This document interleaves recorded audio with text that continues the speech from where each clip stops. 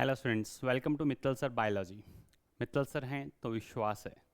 सभी स्टूडेंट्स को इंतजार था इस असली प्रिडिक्शन का। नीट 2025 को लेकर के जो मोस्ट प्रिडिक्टेड क्वेश्चंस हैं उसकी सीरीज़ अपने स्टार्ट करने वाले हैं।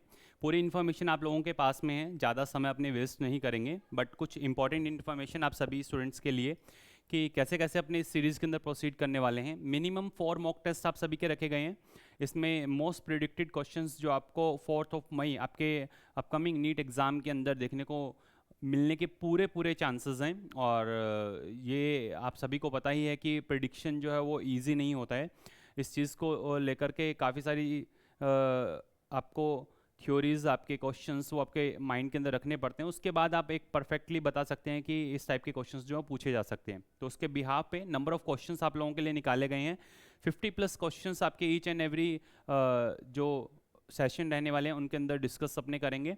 हर एक क्वेश्चन का कॉन्सेप्ट को लेकर के चलेंगे, उनके 4th ऑप्शन पे अपने बात करेंगे। उसके बाद आपको खुद को फील आएगा, वो कॉन्फिडेंस आप फील कर पाएंगे कि अभी तक अगर आपने कुछ भी नहीं पढ़ा है तो मिनिमम आप बायोलॉजी के अंदर एक ये बोल सकते हो कि सम्मानपूर्वक जो स्कोर है वो कर पाएंगे। और जो स्टूडेंट पहले से पढ़ रहे हैं, जो 200, 230, 250 स्कोर कर पा रहे हैं, वो इन सेशंस के बाद में उस कॉन्फिडेंस के अंदर आ जाएंगे कि मिनिमम वो 340+ इजीली स्कोर कर सकते हैं अपने एग्जाम के अंदर। और कुछ स्टूडेंट जो 300+ ऑलरेडी है, तो जो छोटी छोटी बारीकियां, जो गलतियां वो कर रहे हैं, वो स्टूडेंट सीधा 360 और 360 फोड़ सकते हैं सेशन के अंदर। मतलब जो आपका 4 मई को एग्जाम रहेगा उसके अंदर इन सेशंस के थ्रू।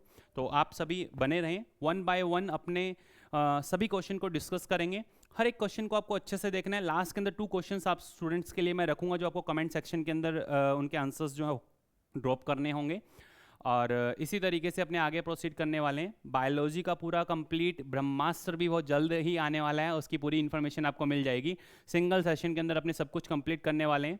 आप सभी स्टूडेंट्स को सोचने की बिल्कुल भी ज़रूरत नहीं है, हर एक चीज़ अपने कंप्लीट करेंगे। आपके आंसर्स भी मैं लूँगा और 1 बाय 1 यहाँ पर भी मैं आपको सारे क्वेश्चन सॉल्व करवाऊँगा। ज़्यादा टाइम वेस्ट नहीं करेंगे। आप सभी स्टूडेंट्स के बेटा 1.5 आवर के राउंड रहेगा, ज़्यादा बड़ा सेशन रहने वाला नहीं है। आपके कमेंट्स मैं देख रहा हूँ, स्क्रीन क्लियरली विजिबल और वॉइस ऑडिबल है, तो एक बार यस सर लिख दीजिए। अपने आगे प्रोसीड करते हैं। सो हाँ जी, ज़्यादा बड़ा सेशन रहने वाला नहीं है। वॉल्यूम इंक्रीज करना है। ओके, आई थिंक स्टिल अब वॉल्यूम क्लियर है, तो एक बार आप बताएं। क्विक, जल्दी से अपने भाई बंधुओं को इस सेशन को शेयर कर दीजिए और अपने प्रोसीड करते हैं 1 बाय 1। देखिए आप क्या है। First question, complete NEET biology के अंदर सबसे पहला क्वेश्चन और मोस्ट इंपॉर्टेंट क्वेश्चन आपके नीट पॉइंट ऑफ व्यू से। देखिए पहले ही क्वेश्चन के अंदर सभी स्टूडेंट्स जो हैं अच्छे से एनालाइज करें इस क्वेश्चन को। क्या है ये क्वेश्चन? देखिए क्या दिया हुआ है कि एक डीएनए का एक खंड जिस पर क्षारकों का क्रम 3 प्राइम टू 5 प्राइम आपको दिया हुआ है। एक डीएनए का आपको एक सीक्वेंस दिया हुआ है जिसके अंदर आपको बताए हुए हैं कि नाइट्रोजनस जो बेसिस हैं 3 प्राइम से 5 प्राइम। सबसे पहली बात आपको पता होना चाहिए किसका सीक्वेंस दिया हुआ है, डीएनए का। और 3 प्राइम टू 5 प्राइम जो आपको सीक्वेंस दिया हुआ है वो सीक्वेंस आप अच्छे से लिखें। क्या मेंशन है? 3 प्राइम पे दिया है, अच्छे से देखें।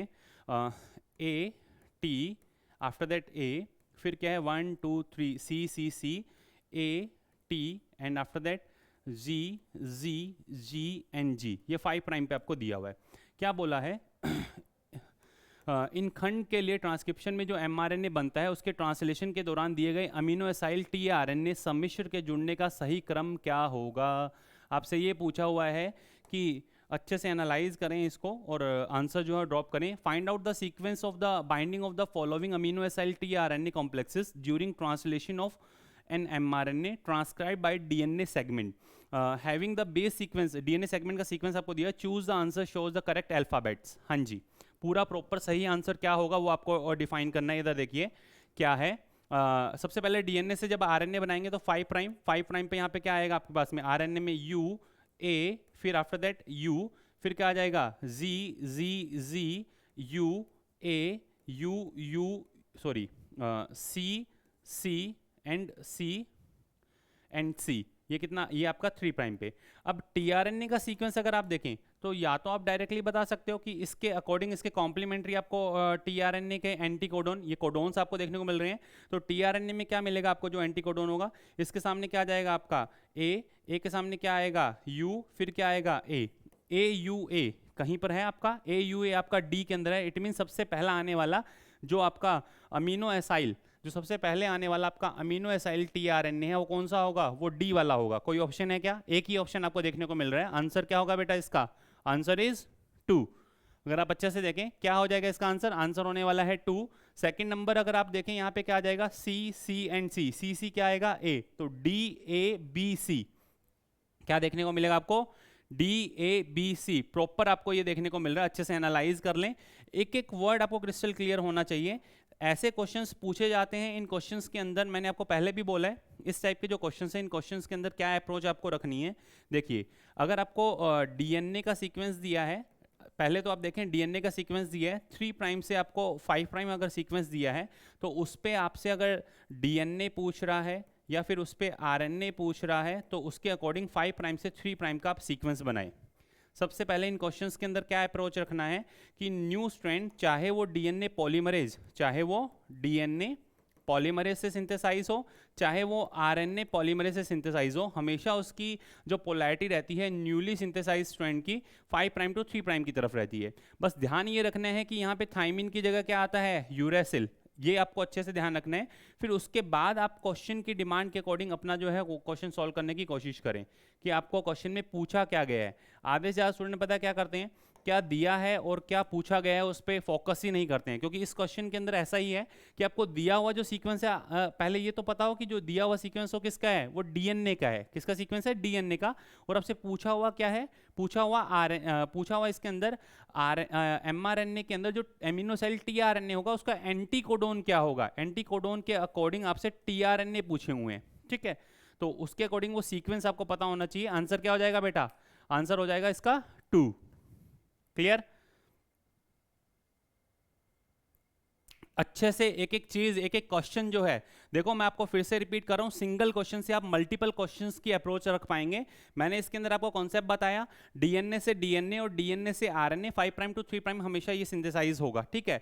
आप डायरेक्टली भी बता सकते हैं। एक बात अच्छे से ध्यान रखना, जब आप DNA से RNA जब बना रहे होते हैं तो DNA वाला जो टेम्पलेट DNA होता है, ये जो टेम्पलेट जिसको आप बोलते हो ना, इस टेम्पलेट का नाम होता है नॉन कोडिंग। इसका नाम क्या होता है, non coding sequence, non coding DNA strand, ठीक है। और इसका जो कॉम्प्लीमेंट्री होता है, इसका जो कॉम्प्लीमेंट्री DNA सीक्वेंस होगा जिसको आप टेम्पलेट की तरह यूज नहीं कर सकते, जिसको आप नॉन टेम्पलेट बोलते हैं, क्या बोलते हैं, नॉन टेम्पलेट स्ट्रैंड बोलते हैं, ये आपका होता है कोडिंग सीक्वेंस। इसके अंदर जो सीक्वेंसेस आपको देखने को मिलते हैं इसको कोडिंग स्ट्रैंड बोला जाता है। समझ में आई बात?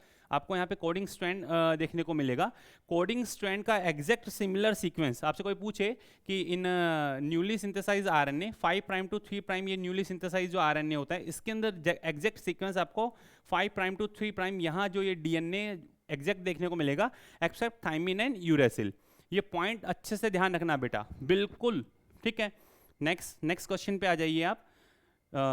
मोस्ट इंपॉर्टेंट क्वेश्चन, लास्ट जो ईयर से अगर आप अच्छे से देखें उससे पहले 2023 एंड 2022 के अंदर इस पे बेस्ड डायरेक्ट पॉपुलेशन इंटरेक्शन पे क्वेश्चंस थे।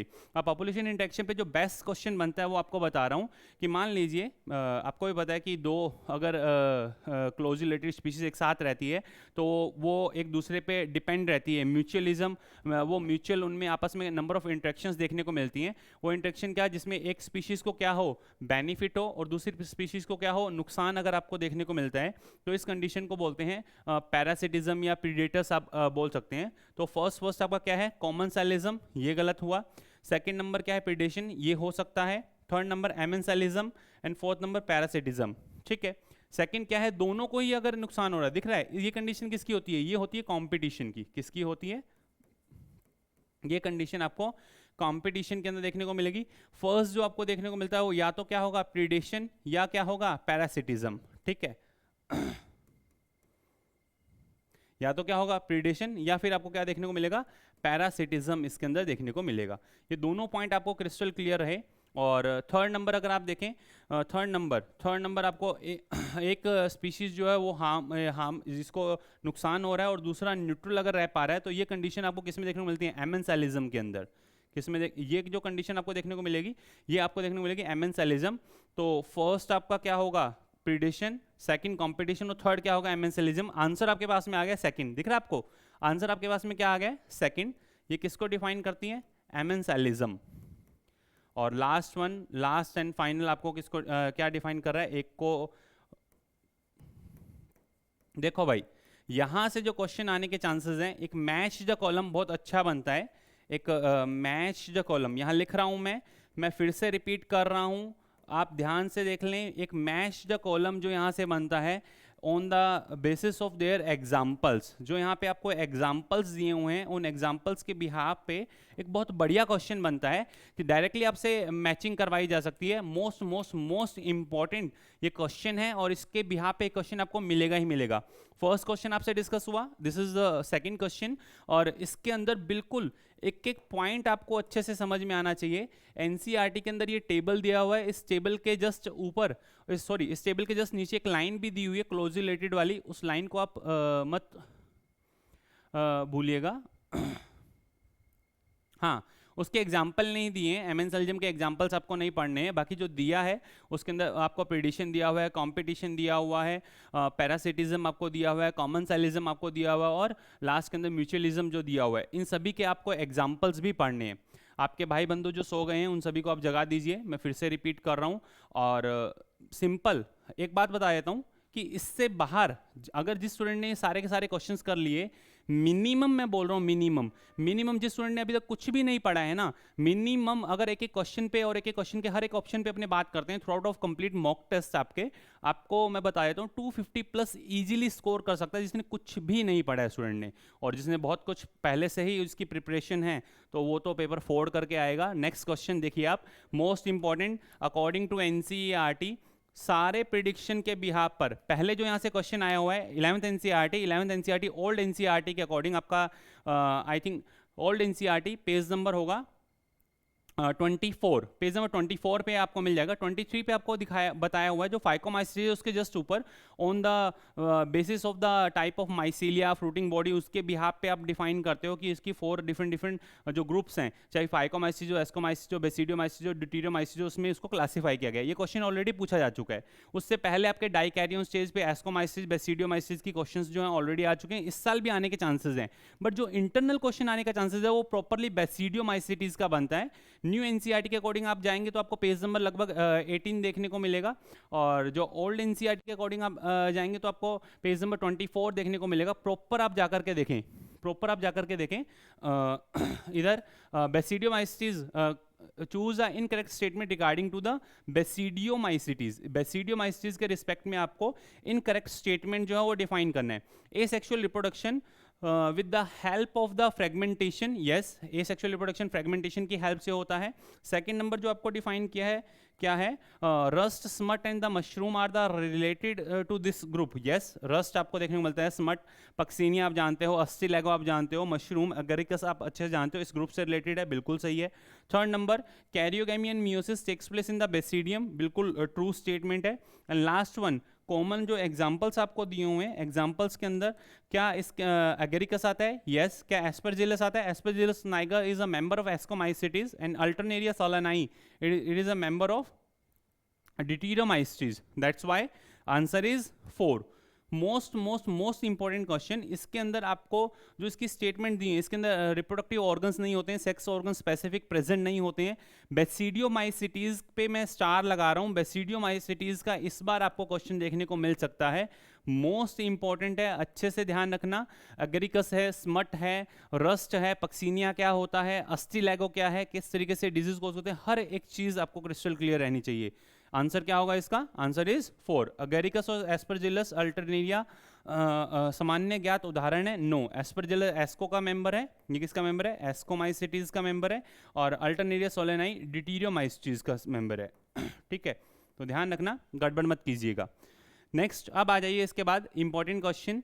आपको भी पता है कि इस बार नीट एग्जाम के अंदर जो लास्ट जो पेपर रहा था उसमें यहाँ से कि position of the ovary with respect to the other floral appendages अपने डिफाइन करते हैं, एपिगाइनस, पेरिगाइनस और हाइपोगाइनस। तो उस पर बेस्ड डायग्रामेटिकली क्वेश्चन आया था और पेरिगाइनस का क्वेश्चन डायरेक्टली पूछा हुआ था। ठीक है, पेरिगाइनस का डायरेक्ट क्वेश्चन आपसे पूछा हुआ था। देखो भाई, वही बात है कि पीडीएफ तो हजारों हैं बट पढ़ता कोई नहीं है। स्ट्रेट फॉरवर्ड जो स्टूडेंट लाइव, मैं ये मानता हूँ कि जो स्टूडेंट लाइव अटेंड कर रहे हैं मतलब वो पूरा प्रॉपर अपने एग्जाम को लेकर के बिल्कुल कंसर्निंग है कि हाँ मुझे फोड़ना ही है। तो अभी बैठ करके आप सॉल्व करें सारे क्वेश्चन साथ के साथ। इधर देखिए आप क्या पूछा हुआ है पहला, एपिगाइनस फ्लावर। एपिगाइनस में इन्फीरियर ओवरी होती है, बिल्कुल सही है। एपिगाइनस के अंदर इन्फीरियर ओवरी आपको देखने को मिलेगी। और कुकुम्बर इसका एग्जाम्पल है, कुकुम्बर है, गुआवा है, पॉमीग्रेनेट इसका एग्जाम्पल है। इसके अंदर जो सूरजमुखी के अर पुष्पक रे फ्लोरेट आते हैं वो भी आपको देखने को मिलेंगे। सेकंड नंबर आ जाइए पेरिगाइनस। पेरिगाइनस में हाफ इन्फीरियर या हाफ सुपीरियर, इसको रिप्रेजेंट करने का तरीका ये है, बट चाइना रोज इसका एग्जाम्पल नहीं है। दिख रहा है आपको क्या एग्जाम्पल दिया हुआ है, China rose, malvaceae family no, ठीक है। थर्ड आपको पूछा हुआ है हाइपोगाइनस सुपीरियर ओवरी मस्टर्ड के अंदर देखने को मिलती है, यस मस्टर्ड के अंदर आपको सुपीरियर ओवरी देखने को मिलेगी। And perigynous half inferior plum, plum peach दिख रहा है, ये प्लम पीच के अंदर ये एग्जांपल बिल्कुल सही है, प्लम है पीच है, क्लियर। सो आंसर क्या होगा बेटा, इसका आंसर होगा बी।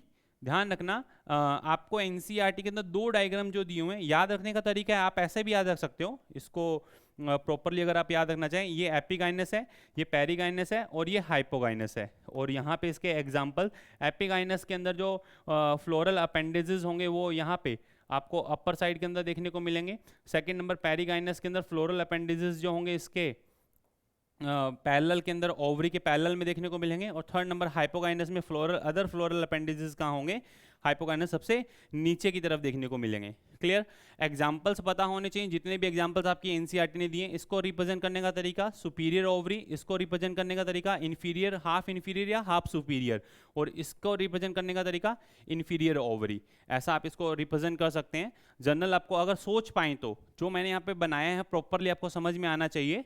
क्लियर, नेक्स्ट अब आ जाइए मोस्ट इंपॉर्टेंट आपकी एनसीईआरटी के अंदर, ओल्ड एनसीईआरटी 11th एनसीईआरटी के अंदर पेज नंबर 168 हैशटैग 168 इस पे मैं लिख रहा हूँ मोस्ट इंपॉर्टेंट। यहाँ से मिनिमम 2 क्वेश्चंस अच्छे से आने के पूरे चांसेस हैं। मिनिमम 2 बोल रहा हूँ बेटा, एक तो आएगा ही आएगा, कोई इफ एंड बट नहीं है। जो क्वेश्चन आपके सामने है सिमिलर काइंड ऑफ क्वेश्चन आपको वहाँ पे देखने को मिलेगा।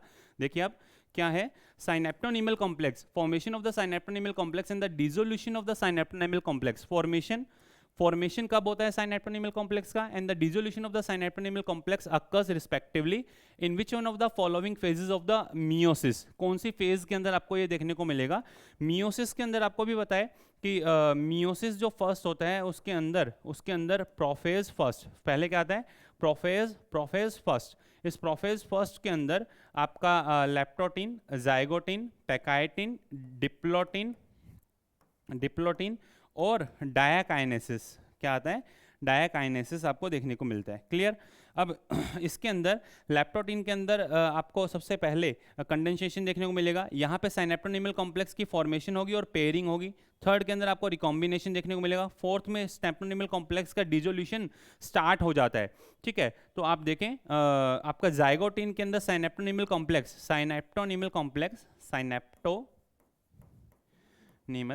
कॉम्प्लेक्स फॉर्मेशन अगर बात किया जाए तो फॉर्मेशन आपको यहाँ पे देखने को मिलता है जाइगोटीन के अंदर। और डिसोल्यूशन की अगर बात की जाए, तो डिसोल्यूशन ऑफ द साइनेप्टोनिमल जो आपको दिया हुआ है, dissolution of the synaptonemal complex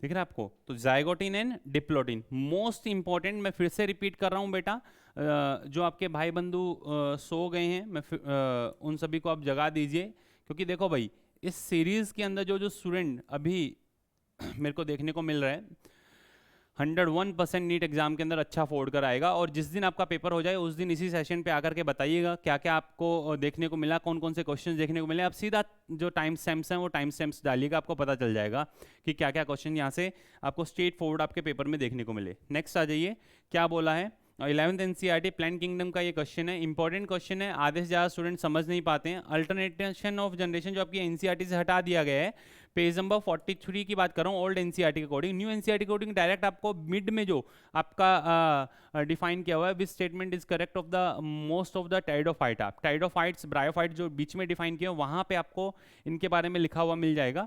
ठीक है, क्या बोला हुआ है, गैमेटोफाइट इज ऑटोट्रोफिक। भाई टेरिडोफाइट की अगर बात की जाए तो टेरिडोफाइट की मेन प्लांट बॉडी कैसी होती है, टेरिडोफाइट की मेन प्लांट बॉडी है 2n। टेरिडोफाइट की मेन प्लांट बॉडी है 2n। अब टेरिडोफाइटा के अंदर मेन प्लांट बॉडी है 2n, इनके अंदर जो लाइफ साइकिल आपको देखने को मिलता है वो होता है डिप्लोहैप्लॉन्टिक। कैसा होता है, डिप्लोहैप्लॉन्टिक। बोलने को आप इसको हैप्लोडिप्लॉन्टिक बोल सकते हो, एनसीईआरटी के अंदर जो पुरानी एनसीईआरटी उसमें हैप्लोडिप्लॉन्टिक दिया होता है, ये डिप्लोहैप्लॉन्टिक दिया हुआ मैं लिख रहा हूँ। और इसके अंदर जो हैप्लॉइड स्टेज आती है, स्पोर फॉर्मेशन होता है, उससे किसकी फॉर्मेशन होती है, प्रोथैलस। किसकी फॉर्मेशन होती है, प्रोथैलस। और प्रोथैलस इसके गैमीटोफाइट को रिप्रेजेंट करता है। किसको रिप्रेजेंट करता है, गैमीटोफाइट।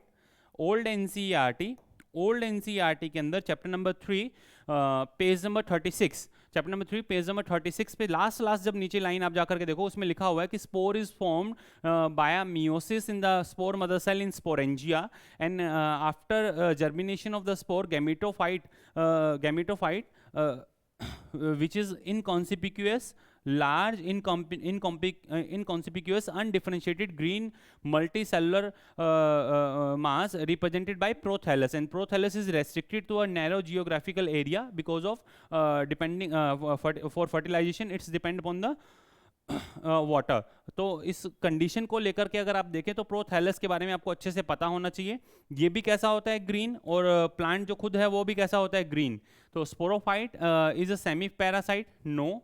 और पैरासिटिक कंडीशन तो देखने को पूरे प्लांट किंगडम के अंदर वन एंड ओनली टेरिडोफाइट्स ही ऐसे हैं जिनका गैमेटोफाइट एंड स्पोरोफाइट दोनों के दोनों कैसे होते हैं, photosynthetic. Both gametophyte and sporophyte are usually autotrophic nature के आपको देखने को मिलते हैं। भाई गलती मत करना, मोस्ट इंपॉर्टेंट स्टेटमेंट है ये। पूरे प्लांट किंगडम के अंदर ये वन एंड ओनली एक अकेला ऐसा आपका टेरिडोफाइट है जिसके अंदर sporophyte and gametophyte both are photosynthetic. ठीक है, आपके जो भाई बंधु सो गए हैं बेटा, उन सभी को आप जगा दीजिए, मैं फिर से रिपीट करूंगा। और नेक्स्ट सेशंस आपके किस तरीके से प्रोसीड होंगे वो सारी इन्फॉर्मेशन भी आपको इस सेशन के सबसे लास्ट में और मिड में मिलने वाली है। कैसे कैसे आपको प्रोसीड करना है, इधर देखिए आप। नेक्स्ट आ जाइए, citrus and mango varieties in which kind of cells of the maternal sporophyte of the ovule start dividing and develop into the embryos without meiosis। बेटा एम्ब्रियोज विदाउट मियोसिस। और सिट्रस और mango ऐसे plant है जिनके अंदर आपको पोली embryony, 12th NCERT question अगर आपको समझ में आया हो, पोली एम्ब्रियोनी या फिर पॉली एम्ब्रियोजेनी आप बोल सकते हो। पॉली एम्ब्रियोनी की कंडीशन आपको देखने को मिलती है 12th एनसीईआरटी चैप्टर नंबर आपका जो ओल्ड एनसीईआरटी के अकॉर्डिंग सेकंड, न्यू एनसीईआरटी के अकॉर्डिंग जो फर्स्ट चैप्टर है सेक्सुअल रिप्रोडक्शन फ्लावरिंग प्लांट्स, उसके सेकंड लास्ट पेज पे नीचे से दूसरी लाइन के अंदर आपको प्रॉपर्ली मेंशन किया हुआ सिट्रस और मैंगो के अंदर न्यूसेलर, जो न्यूसेलस की सेल्स होती है वो एम्ब्रियो सैक के अंदर जाना प्रोट्रूड करना स्टार्ट कर देती हैं और फिर फर्दर एम्ब्रियो के अंदर कन्वर्ट होना स्टार्ट होती है। ठीक है, तो क्या आ जाएगा आपका आंसर, न्यूसेलर सेल्स। इन हिंदी इसको बोलते हैं बीजांडकाय कोशिकाएं, बीजांडकाय कोशिकाएं। आपने अगर ऐसा देखा हो, ये क्या होती है, ये आपका एम्ब्रियो सैक है, इस एम्ब्रियो सैक के जस्ट अपर साइड के अंदर आपको ये बीजांडकाय देखने को मिल रहा है। ठीक है, इस एम्ब्रियो सैक के अपर साइड के अंदर आपको ये बीजांडकाय देखने को मिल रहा है। इस बीजांडकाय की जो सेल्स हैं, ये सेल्स अंदर की तरफ एम्ब्रियो सैक के अंदर प्रोट्रूडेड होना स्टार्ट होती है और मल्टीपल एम्ब्रियो की फॉर्मेशन करती है। और ये इसके बाहर की तरफ आपको ऐसा समझ में आया, ये आउटर इंटेग्यूमेंट्स होते हैं, ये इसका न्यूसेलस है, ये क्या है इसका न्यूसेलस। तो एम्ब्रियो यहाँ पे जो होता है मल्टीपल एम्ब्रियो देखने को मिलेंगे। ये किसको रिप्रेजेंट करता है, ये रिप्रेजेंट करता है एम्ब्रियो सैक को, ये रिप्रेजेंट कर रहा है इसके एम्ब्रियो सैक को। वन बाय वन एक एक पॉइंट अच्छे से क्रिस्टल क्लियर रहे। ये इंटेग्यूमेटरी सेल्स हैं, पोलन ग्रेन डायरेक्टली डेवलप नहीं होते हैं। एम्ब्रियो सैक जो होता है उसमें सभी सेल्स एन टाइप की होती है। और एक इंपॉर्टेंट पॉइंट और बताना चाहूँगा, काफ़ी सारे स्टूडेंट परेशान होते हैं कि सर एपोमिक्सिस कैसा प्रोसेस है, एपोमिक्सिस के अंदर बनने वाले जो एम्ब्रियो हैं वो कैसे होंगे। बेटा वो डिपेंड करता है कि किस टाइप के सेल से वो एम्ब्रियो बन रहा है। एन और 2n दोनों तरीके के हो सकते हैं। It may be haploid in nature और it may be diploid in nature. Most important है, अगर एम्ब्रियो सैक किसी सेल से बन रहा है इट मस्ट बी हैप्लॉइड, और अगर वो किसी अदर सेल से, ओव्यूल के अदर सेल से बन रहा है लाइक न्यूसेलस से अभी आप बना रहे हो, तो वो कैसा होगा, डिप्लॉयड होगा। इसको आप अच्छे से ध्यान रखना, इंपॉर्टेंट है। नेक्स्ट अब आ जाइए, इस क्वेश्चन के अंदर पूछा गया है जनरली यहाँ से मोस्ट ऑफ क्वेश्चंस जो हैं पूछे जा चुके हैं, बट स्टेटमेंट बेस्ड जो क्वेश्चन पूछा जा सकता है वो क्वेश्चन आपके सामने अच्छे से देखिए, एनालाइज करें क्या मेंशन है, क्या गिवन है. Read the following 4 statement. Geometric growth produces J curve population growth curve. Geometric जो होती है जिसमें आपको अनलिमिटेड रिसोर्सेज देखने को मिल रहे हैं, इन दैट केस आपको प्रॉपरली जे कर्व देखने को मिलेगा, कोई इशू है ही नहीं. Second number, logistic growth occurs when the resources are limited. Yes, बिल्कुल सही है. फर्स्ट केस के अंदर आपको जो कर्व देखने को मिल रहा है, फर्स्ट केस के अंदर कर्व जे कर्व के अंदर डी एन अपॉन में D T directly proportional to N, या फिर आप ये बोल सकते हो डी एन अपॉन में D T is equal to क्या आ जाएगा, आर एन. सेकेंड केस के अंदर आपको कैरिंग कैपेसिटी जो सिग्मोइड कर्व देखने को मिलता है उसमें क्या आता है, डी एन अपॉन में D T is equal to R N K minus N by K. Clear. ये कंडीशन आपको देखने को मिलती है इन सेकंड केस. फर्स्ट जो कर्व आपको देखने को मिलता है ये किसको बताता है, ये एक्सपोनेंशियल ग्रोथ को बताता है. किसको बताता है, exponential.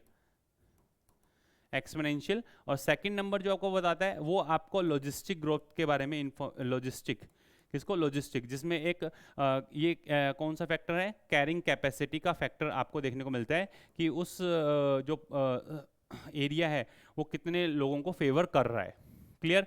So third number, equation of the exponential growth is N T is equal to N naught e की पावर आर टी. बिल्कुल सही है. एंड फोर्थ नंबर आपको क्या बोला हुआ है, fourth number, limiting factors can influence the number of the organism in the population once it reaches to its carrying capacity.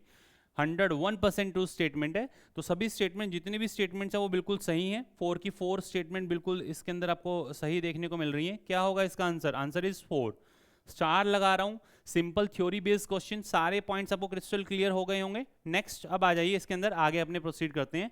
क्या है देखिए आप, क्या मेंशन है, 12th एनसीईआरटी चैप्टर नंबर आपका ओल्ड एनसीईआरटी के according 10, microbe in human welfare. के अंदर से ये क्वेश्चन आपको देखने को मिल रहा है.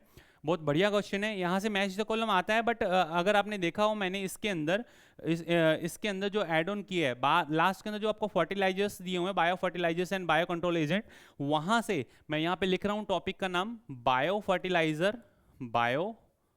फर्टिलाइजर और आपका बायो फर्टिलाइजर और बायो कंट्रोल एजेंट, जो एजेंट्स है ना, बायो कंट्रोल एजेंट्स. यहाँ से क्वेश्चन आने के पूरे चांसेस हैं. इस बार स्टार लगा रहा हूँ, जिसमें एक एनाबीना मैंने इसके अंदर ऐड ऑन किया है. अल्कोहल सैक्रोमाइसिस सेरेवेसी 1D2 यहाँ भी नहीं है, 1D2 यहाँ भी नहीं है. ठीक है, 1 के साथ में D2 यहाँ भी नहीं है. आंसर क्या आ जाएगा आपका, 3. दिख रहा है आपको, क्या आ जाएगा, 1D2. सेकेंड नंबर 2A1 एक बार चेक कर लीजिए, एसिटिक एसिड एसिटोबैक्टर वॉमनाई, और ये क्या है, एसिटोबैक्टर एसिटाई, ये क्या है, जीवाणु. थर्ड नंबर 3B4 साइक्लोस्पोरिन, एक इम्यूनोस्प्रेसिव एजेंट है. और 4 नंबर इसको आप ट्राइकोडर्मा से निकाल सकते हो. बिल्कुल सही है. एनाबिना नाइट्रोजन स्थिरीकारक कारक है. और नील हरित शैवाल 4C3 100% सही है. क्लियर. ध्यान रखना, साइक्लोस्पोरिन देख के हो गया, हाँ साइक्लोस्पोरिन देख करके हो गया समीक्षा बेटा, बट पूरे सारे पॉइंट्स आपको 1 बाय 1 अच्छे से पता होने चाहिए. नेक्स्ट आ जाइए. अच्छा क्वेश्चन है 11th एनसीईआरटी. यहाँ से एक क्वेश्चन और भी मैं आपको बताऊंगा जिसपे कोई इफ एंड बट है ही नहीं, आपको देखने को मिलेगा ही मिलेगा आपके पेपर के अंदर. स्टार मार्क करूंगा. Structural organisation in animals, tissue वाला जो आपका चैप्टर है, इस चैप्टर से क्वेश्चन आप अच्छे से देखें. क्या है, स्नायु के बारे में एक स्टेटमेंट दी है, अच्छे से देखिए आप. क्या है statement, ligaments are the example of the dense irregular connective tissue and which attach skeleton muscles to bone. भाई अब लिगामेंट जो होता है वो skeleton muscles to bone, no. Ligament जो होता है बोन से बोन के कनेक्शन के काम में आता है, तो फर्स्ट स्टेटमेंट गलत हुआ. Tendon are the an example of dense regular connective tissue, yes, which attach the skeleton muscles to bone, 100% true statement है. नेक्स्ट आपको दिया हुआ है कि tendon are the example of dense irregular connective tissue which attach to the bone to bone, no. Tendon जो होता है वो आपके स्केलेटल मसल्स को आपके बोन से अटैच करता है, दैट्स व्हाई सी स्टेटमेंट भी क्या है इसका incorrect. Last and final D statement देखिए, ligament is an example of dense regular connective tissue which attach one bone to the another bone. 100% true statement है। तो क्या आ जाएगा इसका बी स्टेटमेंट और इसका डी स्टेटमेंट 100% ट्रू है। So answer is C. Clear. Next one by one ये सारे पॉइंट्स जो हैं बेटा अच्छे से एनालाइज कर लें। एक एक पॉइंट आपको क्रिस्टल क्लियर होना चाहिए। आपको पता चल रहा होगा 11th NCERT structural organisation in animals, 11th NCERT structural organisation in animals, page number 103 and 104। Page number 103 पे आपको ये लिखा हुआ मिलेगा पूरा प्रॉपर टेंडन जो है उसका वर्क क्या है और लिगामेंट। ये ओल्ड एनसीईआरटी के अकॉर्डिंग मैं आपको बोल रहा हूँ। ओल्ड एनसीईआरटी, न्यू एनसीईआरटी के अंदर तो बेटा ये टिश्यू वाला जो स्टार्टिंग का बेसिक पॉइंट्स है वो हटा दिए गए हैं, बट उसके बिना आप टिश्यू प्रॉपरली अच्छे से नहीं समझ पाते हैं। क्लियर। नेक्स्ट, जो भी स्टूडेंट ये सेशन देख रहे हैं क्विक जल्दी से इसको आप अपने भाई बंधुओं को जो नीडी है उससे आप शेयर कर दीजिए। काफ़ी सारे स्टूडेंट्स तो हैं जो सर नहीं सर हम 4 मई के बाद ही शेयर करेंगे ठीक है बहुत इजीली क्वेश्चन हो रहे हैं बेटा, बट वेरिएशंस आपको जब देखने को मिलती हैं तो वहाँ पे परेशान होते हैं। अभी तो ये फर्स्ट सेशन है, फर्स्ट सेशन के अंदर आपको वो क्वेश्चन जो आपसे स्ट्रेट फॉरवर्ड बन जाने हैं वो सारे क्वेश्चंस मैंने लिए। सेकंड सेशन के अंदर प्रोसेसेस बेस्ड क्वेश्चंस जो डायरेक्टली पूछे जाते हैं, जैसे कुछ डिजीज बेस्ड क्वेश्चंस जो हैं वो मैं आपके लूँगा। इसी वजह से टोटल चारों के चारों अच्छे से पता होना चाहिए। चारों के चारों मतलब हर टाइप के जो क्वेश्चंस है वो अपने प्रोसीड करने वाले हैं। वन बाय वन अच्छे से देखें क्या है। ध्रुवण फर्स्ट पोलराइजेशन, पोलराइजेशन किसको डिफाइन करता है? नॉर्मल पोलराइज स्टेट -70 मिलीवोल्ट जिसके अंदर आपके सोडियम पोटेशियम पंप और पैसिव चैनल ओपन होते हैं। देखो -70 मिलीवोल्ट तो यहाँ पर भी है, बट यहाँ पे पोटेशियम वोल्टेज गेटेड चैनल से ओपन होकर के ये मैनेज हुआ है, तो ये डिफाइन करता है रीपोलराइजेशन को। तो ए का तो आपको क्या मिलेगा? ए का आपको क्या मिलेगा? थर्ड। ए का थर्ड, दो ऑप्शन है आपके पास में, ए का थर्ड और डी का अगर आप देखें रीपोलराइजेशन, डी का 1, ए का थर्ड और डी का 1, तो आपके पास में एक ही ऑप्शन है। सेकंड आंसर इसका आ रहा है, बाकी चेक कर लेते हैं। हाइपरपोलराइजेशन बी के अंदर -90 तक ये पहुंच जाता है, जिसमें वोल्टेज गेटेड चैनल जो है लंबे टाइम तक अगर ओपन रह जाएं, बिल्कुल सही है। और जो सी का है वो second. Depolarisation when delta V is equal to +30 millivolt, outer membrane is negatively charge due to the sodium influx, बिल्कुल सही है, 100% ट्रू स्टेटमेंट है। दैट्स वाई क्या रहेगा इसका आंसर? अगर आप देखें ए का आपका क्या आ जाएगा? थर्ड, बी का क्या आ जाएगा आपका 4, सी का क्या आ जाएगा आपका सेकंड एंड डी का क्या आ जाएगा आपका 1। Answer is 2। क्लियर। नेक्स्ट, ठीक है। जो आपके भाई बंधु सो गए हैं बेटा उनको मैं फिर से बोल रहा हूँ आप जगा दीजिए। इधर मैश द कॉलम बहुत अच्छा क्वेश्चन है, देखिए आप, जहाँ से सीधा स्ट्रेट फॉरवर्ड क्वेश्चन जो है पूछा जा सकता है।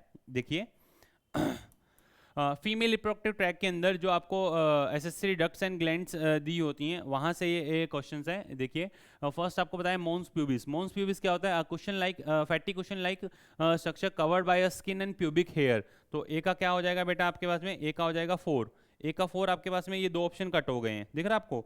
जिस तरीके से मैं क्वेश्चन यहाँ सॉल्व कर रहा हूँ उसी तरीके से आपको क्वेश्चन सॉल्व करने हैं। What is clitoris? Clitoris is a finger like projection lies at the upper junction of the labia minora. Labia minora के अपर जंक्शन पे प्रेजेंट होता है। तो बी का थर्ड, ए का सेकंड, बी का थर्ड, ये ऑप्शन कट हुआ। आंसर क्या है आपका 4।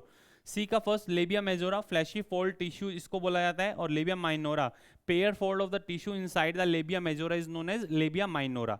Clear cut. और इसके अलावा भी आपकी एनसीईआरटी ने आपको बता देता हूँ, यूट्रस की जो स्ट्रक्चर दी हुई है, ये यूट्रस की स्ट्रक्चर के अंदर अगर आपको अच्छे से याद हो,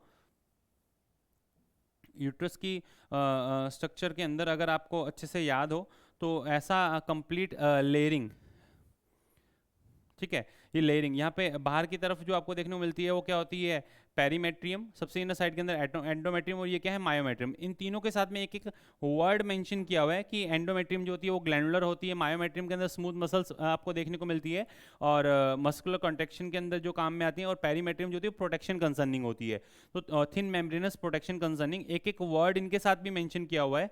तो EMP, endometrium, myometrium and perimetrium के जो वर्ड्स तीनों के दिए हुए हैं उनके साथ भी आपका बहुत अच्छा मैच द कॉलम बनता है। और सेकंड मैच द कॉलम वो आपको यहाँ पे देखने को मिल रहा है जो यहाँ से बनता है, ठीक है। आपके भाई बंधु जो सो रहे हैं और जो मुझे सोते हुए देखने को मिल रहे हैं, एक बार उनको जगा दीजिए। धीरे धीरे धीरे धीरे जो मेरे को दिख रहा है कि जैसा आपका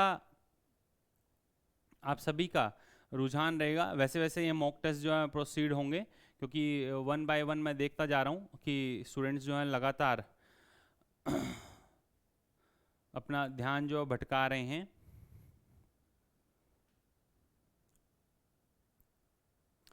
बेटा 12th का 11th का ड्रॉपर बैच का सभी कोर्सेज लॉन्च होंगे आने वाले टाइम के अंदर। अभी आप नीट कंसर्निंग पढ़े, मेरा आप ये कहना है कि आप इसी साल मेहनत कर करके सिलेक्ट हो जाएं, आपको किसी भी कोर्स को ज्वाइन करने की ज़रूरत नहीं पड़ेगी। नो डाउट हर साल स्टूडेंट्स जो हैं वो एनरोल होते हैं और नीट की प्रिपरेशन में लगते हैं, तो उन सभी स्टूडेंट्स के लिए जो है कोर्सेज रहेंगे, तो आप थोड़ा सा वेट करें। सारी इन्फॉर्मेशन आपको मिलेगी, प्रॉपर फिजिक्स केमिस्ट्री बायोलॉजी और इन सभी के कंप्लीट कोर्सेज, इंडिविजुअल कोर्सेज, हर तरह के कोर्सेज जो हैं वो रहेंगे। ठीक है, तो आप अच्छे से आ जाएं। देखें आप नेक्स्ट क्या है, इधर देखिए क्या दिया है। Most most most important question जो मैंने आपको बोला था कि मैं एक क्वेश्चन इसके अंदर रिमार्क करूंगा, उसमें कोई इफ एंड बट रहेगा ही नहीं। इस पे लिख रहा हूं मैं n*25। इस क्वेश्चन के अंदर कोई इफ एंड बट है ही नहीं। आपको match the column, direct straight forward question यहाँ से देखने को मिलेगा ही मिलेगा। कोई इफ एंड बट इस क्वेश्चन के लिए है ही नहीं कि दृढ़ संधि है जो असंजी संधि है, या फिर अंतराली संधि, गैप जंक्शन हो या फिर टाइट जंक्शन हो, एडहेरिंग जंक्शन हो, ये जंक्शन पे बेस्ड क्वेश्चन आपको मिलेगा ही मिलेगा। ठीक है, तो आ जाइए फटाफट। टाइट जंक्शन क्या होता है? टाइट जंक्शन जिससे किसी भी तरह की कोई लीकेज देखने को नहीं मिलती है, इट प्रिवेंट्स लीकेज। तो ए का क्या हो जाएगा? थर्ड। ए का थर्ड आपके पास में वेल एंड गुड, बहुत बढ़िया। एक ही ऑप्शन है, क्या है? Third option. बी का क्या होगा? First adhering junction, cementing neighbouring cell. Gap junction किसको रिप्रेजेंट करता है? Gap junction transmit information through chemicals to the another cell. It's a synapsis process, and the gap junction cytoplasmic channels for the communication between the adjacent cell.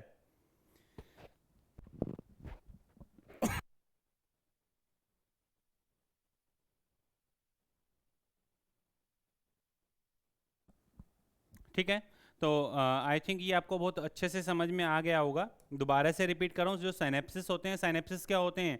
जो chemical messengers आपके neurotransmitters के through information एक cell से दूसरे neural sales के अंदर लेकर के जाते हैं। ध्यान रखना, 11th NCERT, 11th old NCERT के अकॉर्डिंग पेज नंबर 102 पर नीचे से जो सेकंड पैराग्राफ है, नीचे से जो सेकंड पैराग्राफ है, सेकंड लास्ट पैराग्राफ से ही आपको डायरेक्ट क्वेश्चन देखने को मिल रहा है, और 101% वहां से क्वेश्चन आएगा ही आएगा, कोई इफ एंड बट है नहीं। यहां से जो क्वेश्चन आने के पूरे चांसेस हैं इस क्वेश्चन के, जो आपको स्ट्रेट फॉरवर्ड डायरेक्ट आपको बताए हैं ना।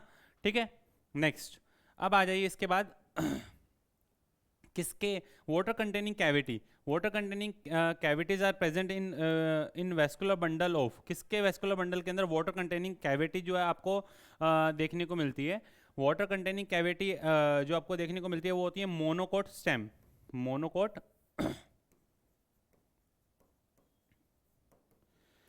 मोनोकोट स्टेम के अंदर आपको वाटर कंटेनिंग कैविटी देखने को मिलती है। ठीक है, मोनोकोट स्टेम जो होता है उसके अंदर आपको माउथ लाइक स्ट्रक्चर्स देखने को मिलती है, उन सभी के अंदर वाटर कंटेनिंग कैविटी होती है।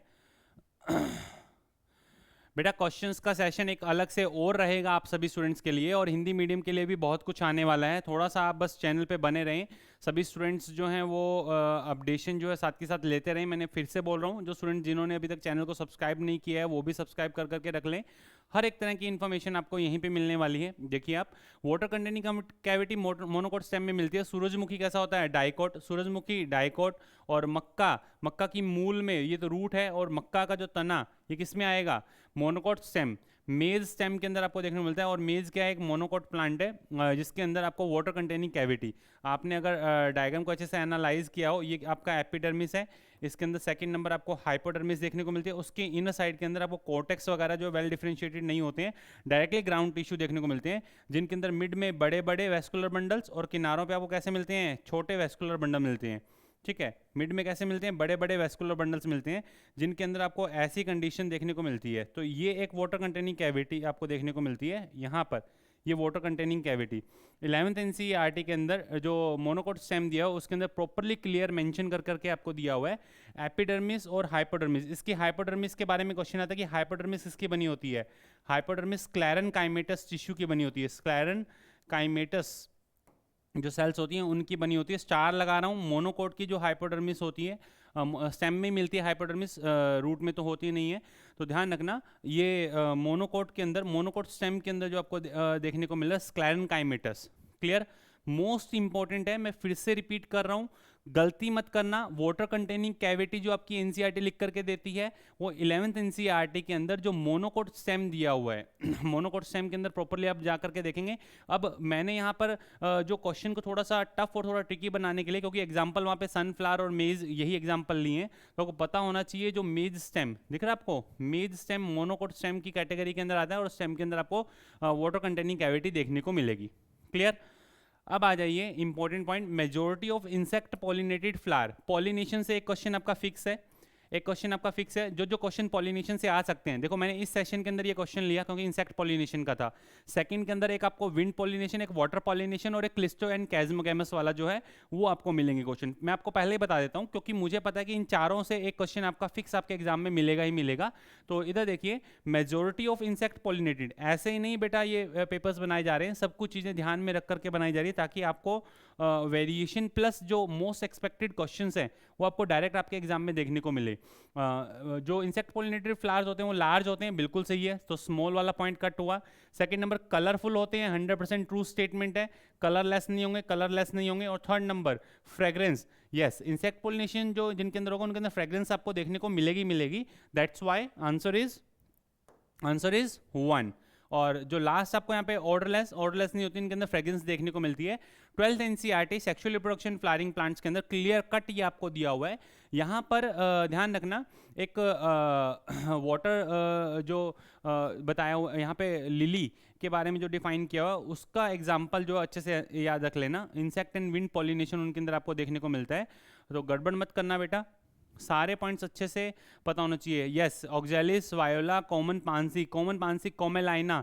कॉमन पांसी जो है वो सभी स्टूडेंट्स भूल जाते हैं, ये जो वर्ड है वो बहुत बढ़िया, अगर आपको याद है तो इस पे बेस क्वेश्चन जो पूछे जाते हैं। नेक्स्ट, अब आ जाइए, विच one of the following is a pyramid is not upright. Pyramid की सुपर ट्रिक आपको बता देता हूँ, पूरी नीट हिस्ट्री के अंदर पिरामिड्स के question with in second solve करने का सबसे इजीएस्ट तरीका, पिरामिड सामने लिखा हुआ आए और आपसे पूछे इन्वर्टेड है अपराइट है, सबसे इजीएस्ट तरीका, इससे इजीएस्ट तरीका है ही नहीं। आप चुटकियों के अंदर क्वेश्चन आपके सामने, क्वेश्चन का आंसर होगा बिल्कुल एक्यूरेसी के साथ में, कोई गलती होने के चांसेस है ही नहीं। इससे इजीएस्ट ट्रिक आपको नहीं मिलेगा। आप अच्छे से देखें क्या है, जैसे पिरामिड और अपराइट और नॉट अपराइट के बारे में पूछा, आप क्या करें, सीधा आपको ग्रासलैंड, फॉरेस्ट और एक्वेटिक, इधर आप लिखें एनर्जी का पिरामिड है, सेकंड नंबर नंबर का, और थर्ड नंबर क्या है, बायोमास का। और हमेशा हमेशा ध्यान रख लेना, जो मैं यहाँ पे बना रहा हूँ सीधा सीधा सीधा सीधा सीधा सीधा दिख रहा है, सीधा। सिर्फ दो कंडीशन ऐसी है जिसके अंदर आपको जो पिरामिड है वो कैसे देखने को मिलते हैं, कैसे मिलते हैं, इन्वर्टेड। क्लियर। अब आप अच्छे से देख लें, आपको इतना लिखने में टाइम बिल्कुल मिनिमम आप ये समझ लिए 10 सेकंड्स आपको लगे होंगे, और 10 सेकंड्स के अंदर आपका क्वेश्चन सॉल्व हो रहा है एक्यूरेसी के साथ में। अब मैच करें फटाक से, इससे इजीएस्ट ट्रिक आपको देखने को नहीं मिलेगी बेटा। सीधा straight forward question, pyramids of the energy not upright बोला है, upright, pyramid of the energy of the forest हमेशा अपराइट होता है, पिरामिड एनर्जी का और ये फॉरेस्ट का पिरामिड हमेशा कैसा होता है, अपराइट, बिल्कुल सही है। Pyramid of biomass of a sea, pyramid of biomass और एक्वेटिक एनवायरनमेंट के अंदर सी का ये बायोमास का कैसा होता है, इन्वर्टेड होता है। नॉट अपराइट मतलब ये इन्वर्टेड है, तो आंसर क्या आ जाएगा आपका, answer is 2 biomass in sea. Third number, pyramid of number in grassland, grassland के अंदर पिरामिड ऑफ नंबर अगर आप देखें, ग्रासलैंड के अंदर पिरामिड ऑफ नंबर हमेशा अपराइट होता है, तो कोई दिक्कत नहीं है। और pyramid of number in lake अगर आप पिरामिड ऑफ नंबर देखें, दिख रहा है आपको एक्वेटिक एनवायरनमेंट के अंदर हमेशा कैसा होता है, सही। तो ये स्टेटमेंट भी सही है, ये स्टेटमेंट भी सही है, स्टेटमेंट कैसा है, गलत, दिख रहा है आपको। इस पे बेस्ड जितने भी आपके क्वेश्चन, आप सारे क्वेश्चन सॉल्व कर जाओगे सब हर तरह के क्वेश्चंस होंगे बेटा, गड़बड़ मत करें। जो इंपॉर्टेंट पॉइंट अभी मैं आपको बता रहा हूं, इधर देखिए, इससे इजीएस्ट ट्रिक आपको देखने को नहीं मिलेगा। और सबसे पहले जब भी आपके पास में ऐसा क्वेश्चन आए इसको इजीली इस तरीके से आप सॉल्व करें, गलती नहीं करें बिल्कुल भी। नेक्स्ट, अब आ जाइए इसके बाद आगे प्रोसीड करें। क्या दिया हुआ है important point, match the column processes जो है, फ्रेगमेंटेशन, ह्यूमिफिकेशन क्या है, कैटाबॉलिज्म क्या है, एंड लीचिंग। अच्छे से देखें। First one fragmentation. फ्रेगमेंटेशन खंडन किसको डिफाइन करता है? when detritivores break down the detritus into the smaller particle, it is known as fragmentation। तो ए का क्या आ जाएगा आपके पास में 4, ये ऑप्शन आपका कट हुआ, ठीक है। सेकंड नंबर, ह्यूमिफिकेशन किसको बोला जाता है? Humification leads to the accumulation of the dark coloured amorphous जो सब्सटेंसेस होते हैं उसको क्या बोला जाता है? ह्यूमिफिकेशन। तो बी का क्या हो जाएगा 1, ए का 4, बी का 1 आपके पास में, ये दूसरा ऑप्शन भी क्या हो गया है? कट। थर्ड नंबर अब आ जाइए, क्या बोला? Catabolism. Bacterial and the fungal enzyme degrade detritus simple organic and inorganic substances. तो अगर नाइट्रोजन कंटेनिंग होगा तो क्विकर हो जाएगा, अगर आपका लिग्निन है, काइटिन होगा तो उसके अंदर थोड़ा सा स्लो डाउन हो जाता है। दैट्स वाई थर्ड, सी का क्या आ जाएगा आपका? थर्ड। सी का थर्ड, तो आंसर क्या आ गया आपके पास में? 4। दिख रहा है आपको? इंपॉर्टेंट पॉइंट है, स्टार लगा रहा हूँ और लिख रहा हूँ N25। दिख रहा है आपको?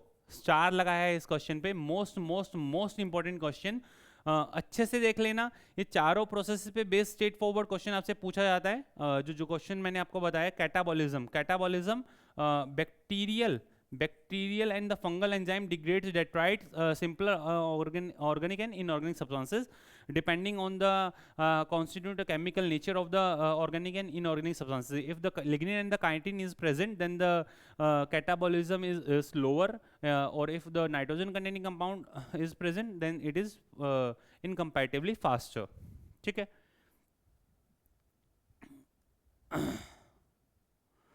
यश देश माने ज़्यादा बेटर है कि आप जो है, अगर आपको नहीं पढ़ना है तो आप फ्री रह सकते हैं।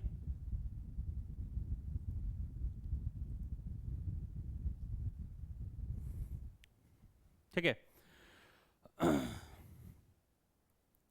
इधर, क्योंकि बाकी सभी स्टूडेंट्स को परेशान करना और कोई मतलब नहीं है।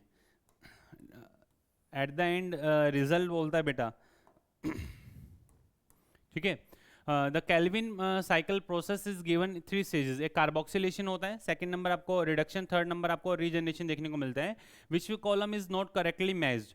Process A and B, carboxylation और अपचेन। कार्बोक्सिलेशन के अंदर कार्बन डाइऑक्साइड आयन होती है और अपचेन के अंदर आपको एटीपी एंड NADPH2 की रिक्वायरमेंट होती है। 100% ट्रू स्टेटमेंट है। सेकंड नंबर बी में रिडक्शन के अंदर NADPH2 एंड ATP की रिक्वायरमेंट होती है, ट्रू स्टेटमेंट है। रीजनरेशन के अंदर ATP की रिक्वायरमेंट होती है, बिल्कुल सही है। और लास्ट ABC के अंदर कार्बन डाइऑक्साइड चाहिए, यस। ATP चाहिए, यस। NADPH2 चाहिए, यस। ऑक्सीजन की रिक्वायरमेंट यहाँ पर कहीं पर नहीं पड़ती है, आपसे पूछा गया है। बढ़िया क्वेश्चन है।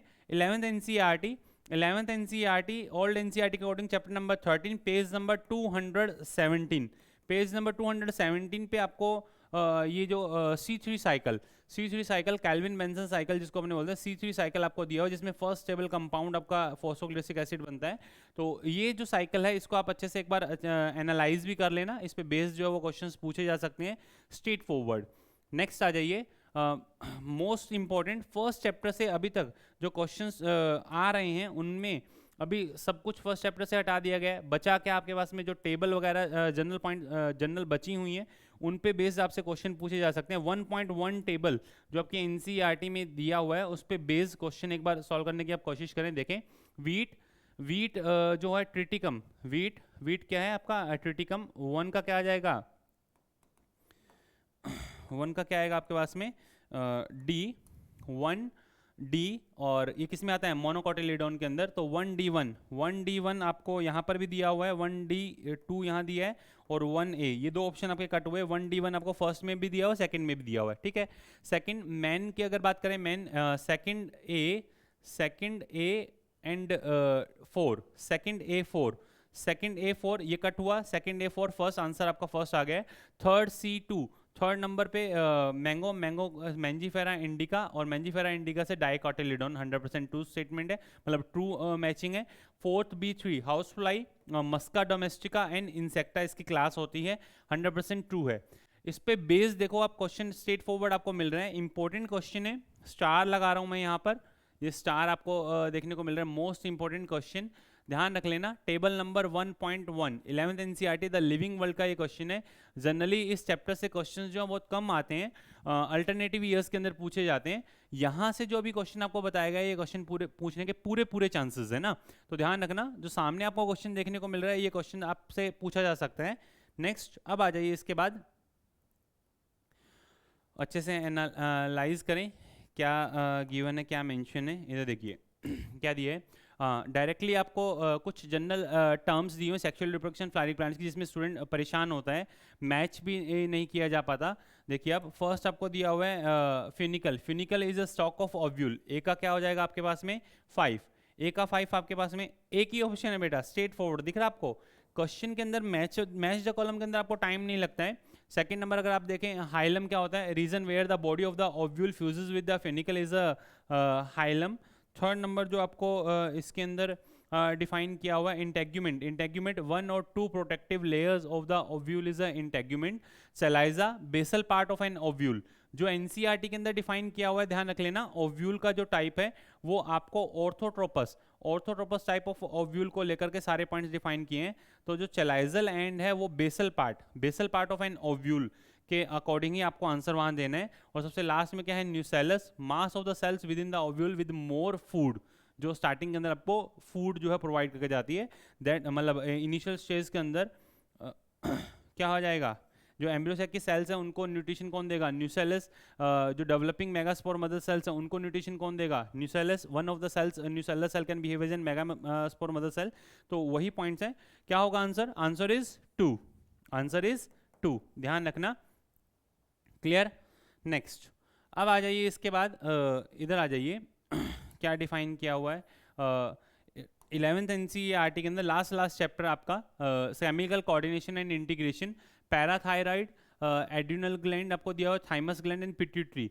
इनमें से कौन सा ऐसी डिजीज है जो पिट्यूटरी, एक्रोमेगली आपको पिट्यूटरी के अंदर देखने को मिलती है। Growth hormone, gigantism and acromegaly, 2 point आपको डिफाइन किए हुए हैं।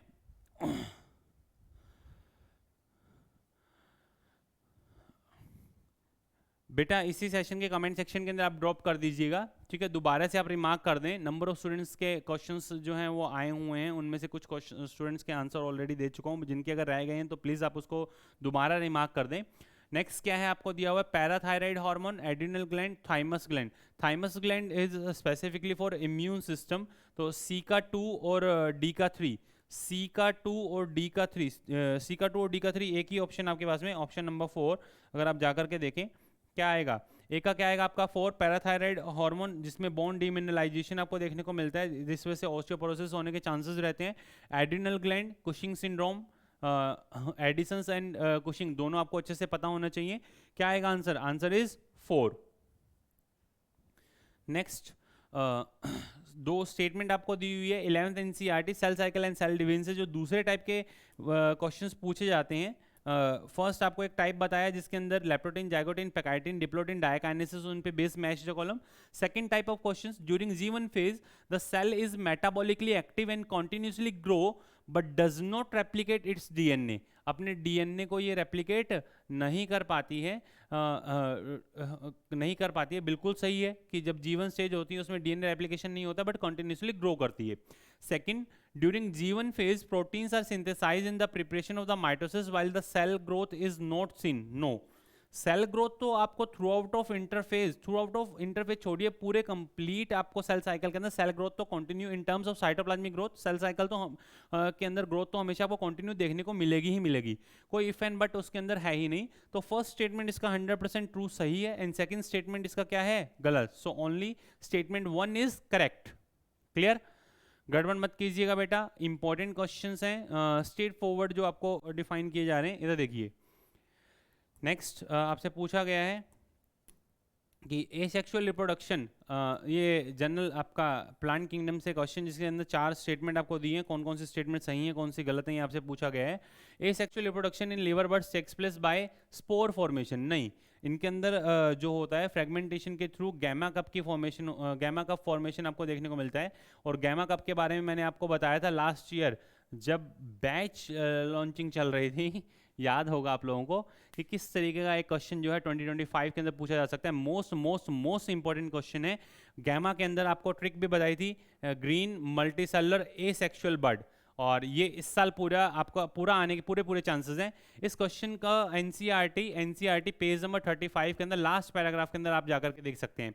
Bryophyte in general are the little ecological, no more ecological but economical, a little bit economical importance, और ज्यादातर इसके अंदर आपको कौन सी इकोलॉजिकल इंपॉर्टेंस देखने को मिलती है। तो सेकंड स्टेटमेंट भी गलत है, सेम पेज पे ये दिया हुआ है। Vegetative propagation in mosses are only by the fragmentation, no budding भी होती है। नेक्स्ट पेज 36 पे आप जाओगे, थर्ड पैराग्राफ की फर्स्ट लाइन जाकर के देखोगे, वहां पे आपको लिखा हुआ मिलेगा गैमा का पारा green unicellular, no it's a multicellular. कैसे होते हैं? मल्टी सेलुलर होते हैं। तो चारों की चारों स्टेटमेंट ही क्या हो गई? इसकी गलत हो गई। पूछा गया है कि इनमें से कौन सा ऑप्शन सही है, तो 0 correct and 4 incorrect, answer is 3। Clear? Important है। Next, the most advance type of placentation, इनमें से सबसे एडवांस टाइप का प्लेसेंटेशन फर्स्ट वाला किसको रिप्रेजेंट कर रहा है? फर्स्ट वाला मार्जिनल प्लेसेंटेशन को रिप्रेजेंट करता है, मार्जिनल प्लेसेंटेशन है। सेकंड नंबर अगर आप देखें एक्साइल प्लेसेंटेशन है, ये अक्षीय प्लेसेंटेशन को डिफाइन करता है। थर्ड नंबर फ्री सेंट्रल मुक्त केंद्र की, एंड 4 नंबर जो आपको देखने को मिल रहा है वो बेसल प्लेसेंटेशन, किसको डिफाइन करता है? बेसल प्लेसेंटेशन को डिफाइन करता है। और मोस्ट एडवांस के अंदर आपकी अगर मैं फैमिली की बात करता हूँ, कंपोजिटी और पोएसी, ग्रामिनी,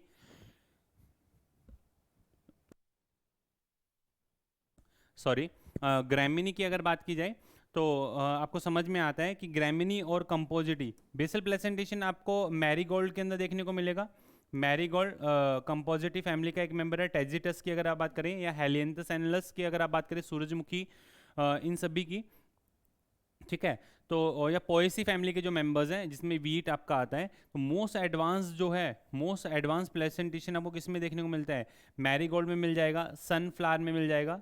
सनफ्लावर के अंदर आपको देखने को मिलेगा बेसल प्लेसेंटेशन देखने को मिलेगा। क्लियर? समझ में आना चाहिए।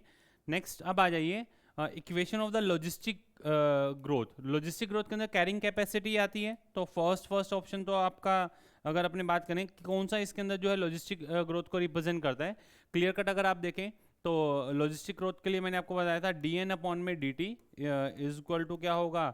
आर एन और k माइनस का n बाय k, और एसिम्प्टोट कंडीशन के लिए n इज इक्वल टू क्या हो जाए?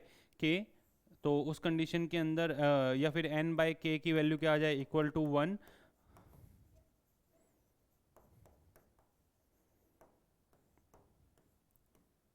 इस पे बेस क्वेश्चन पहले भी सॉल्व किए थे। So answer is B, second आपका आंसर इसके अंदर रहने वाला है। क्लियर? नेक्स्ट अब आ जाइए, ऑप्टिमम थोड़ा सा धोखा दिया गया है इस क्वेश्चन के अंदर कुछ स्टूडेंट्स को। ये मैं ऑलरेडी जो एफएसटीज चल रहे थे यहाँ ऑफलाइन के अंदर, जो एफएसटीज चल रहे हैं उन सभी स्टूडेंट्स को ये क्वेश्चन दिया गया था। बढ़िया क्वेश्चन है, अच्छे से देखें। इसके अंदर अगर बात की जाए मेज मक्का किसके अंदर आता है? मोनोकोट के अंदर आता है, ठीक है। सेकंड नंबर वीट, ये भी किसके अंदर आता है? ये भी आपका मोनोकोट के अंदर आता है। और कार्बन डाइऑक्साइड जो होती है, वो जो मोनोकोट जो होते हैं, वो मोस्ट ऑफ मोनोकोट्स कैसे होते हैं? Most of monocot C4 plants होते हैं। एक्सेप्शनली अगर अपने बात करें तो आपका जो वीट है, वीट, बार्ले एंड राइस, ये 3 एग्जाम्पल अच्छे से साइड में कहीं पे लिख लो। Wheat, barley and rice, no doubt this 3 plants are monocots, but monocot ऐसे मोनोकोट जिनके अंदर C3 साइकिल मिलता है, C4 साइकिल इनके अंदर टोटली एब्सेंट होता है। और जो एग्जांपल C4 साइकिल के लिए आपको याद रखने हैं, उसके अंदर आपका क्या क्या आ जाएगा? उसमें आपका है शुगर केन, मेज़ है, मक्का स्पेसिफिकली आप अच्छे से याद रखें, सोरगम, जवार जिसको अपने बोलते हैं। ये जनरल एग्जाम्पल्स आप अच्छे से याद रख सकते हैं, ठीक है। तो फर्स्ट आपको बोला हुआ मेज कैसा? C4 प्लांट, और C4 प्लांट के लिए आपको मैंने तरीका बताया था कि डिवाइडेड बाय 4 कर लें। डिवाइडेड बाय 4 C4 प्लांट है क्या? No. Divided by 4 C4 plant हो सकता है, डिवाइडेड बाय 4 C4 प्लांट हो सकता है, डिवाइडेड बाय 4 नहीं हो रहा है, ठीक है। सेकेंड नंबर ये कैसा है? C3, तो डिवाइडेड बाय 3 दिख रहा है आपको? Divided by 3 and divided by 3। अब दोनों के अंदर क्या है आपका आंसर? Answer is 2। जिसके अंदर ये याद रखने का तरीका है कि भाई 360 को अपने मेजरली 4 के थ्रू और 450 को डिवाइडेड बाय 3, 15×3=45 दिख रहा है आपको, ये 3 पे भी चला जाएगा, बट स्पेसिफिकली आपको ये पॉइंट जो समझ में आ जाए। इस क्वेश्चन के अंदर ये 3 एग्जांपल अच्छे से याद रखना, वीट, बार्ले और राइस, ये C3 प्लांट है exceptionally, these all are monocots, but आपको जो बोला जाता है कि most of monocots are C having a Kranz anatomy, but इन तीनों प्लांट्स के अंदर आपको ऐसा कोई सिस्टम देखने को नहीं मिलता है। दैट्स वाई ये C3 प्लांट की कैटेगरी के अंदर आते हैं, C4 की कैटेगरी के अंदर नहीं आते। बाकी सभी एग्जांपल्स आपको देखने को मिल रहे हैं। क्लियर?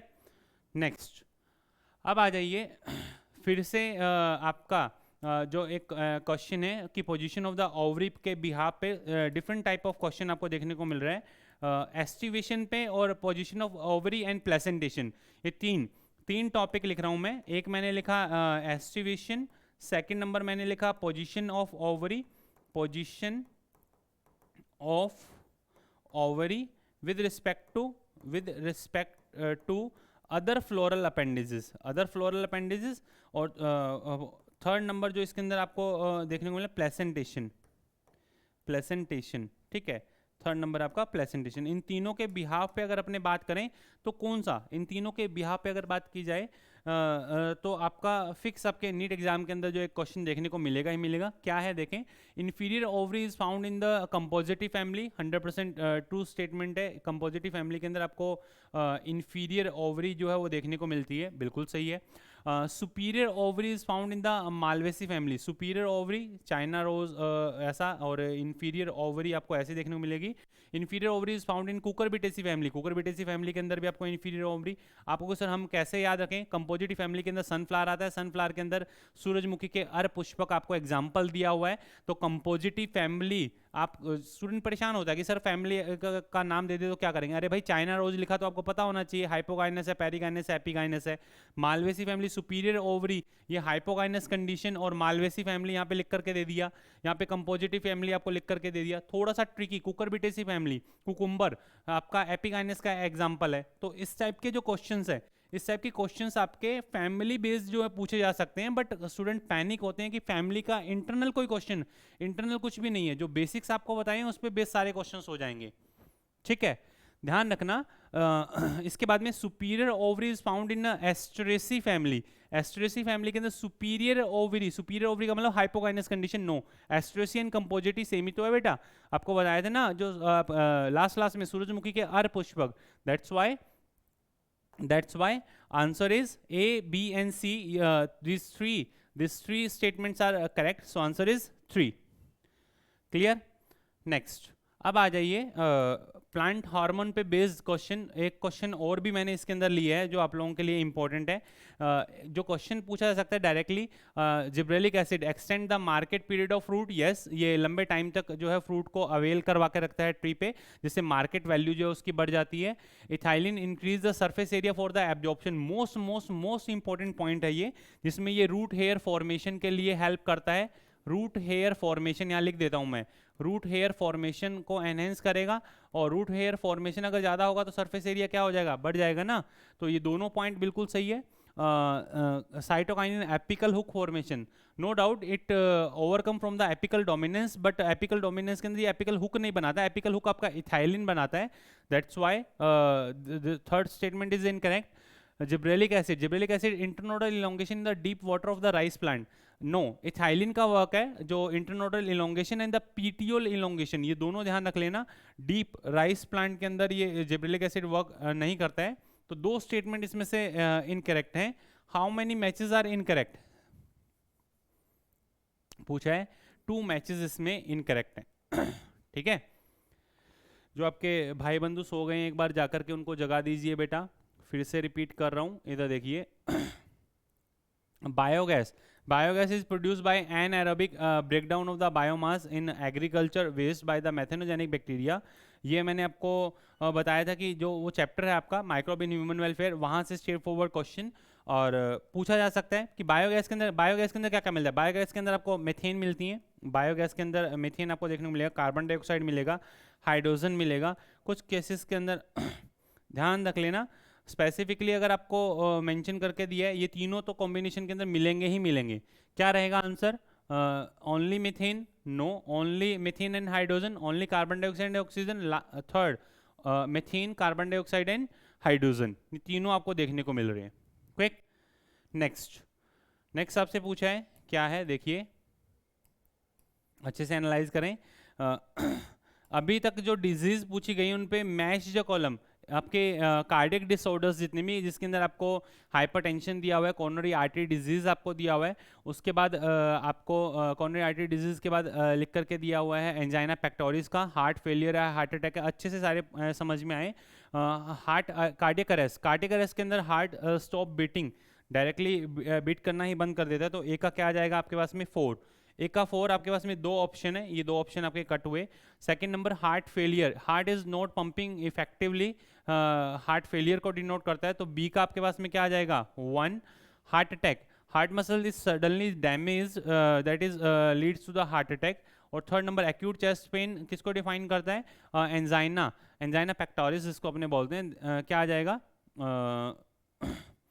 डी का आपके पास में क्या आया? थर्ड। सी का आपके पास में क्या आया? Second. Heart muscles are suddenly damage that is heart attack. Myocardial infarction, लंबे समय तक आपको ऐसी कंडीशन देखने को मिले तो होता है। क्या आ जाएगा आपका answer? Answer is 3। Clear? Next, अब आ जाइए, बहुत बढ़िया और बहुत अच्छा क्वेश्चन है, आपको पता चलेगा 4 जो कंडीशंस होती हैं भाई। ऑक्सीजन से अगर हीमोग्लोबिन की बाइंडिंग होती है तो क्या बनता है? ऑक्सी हीमोग्लोबिन बनता है।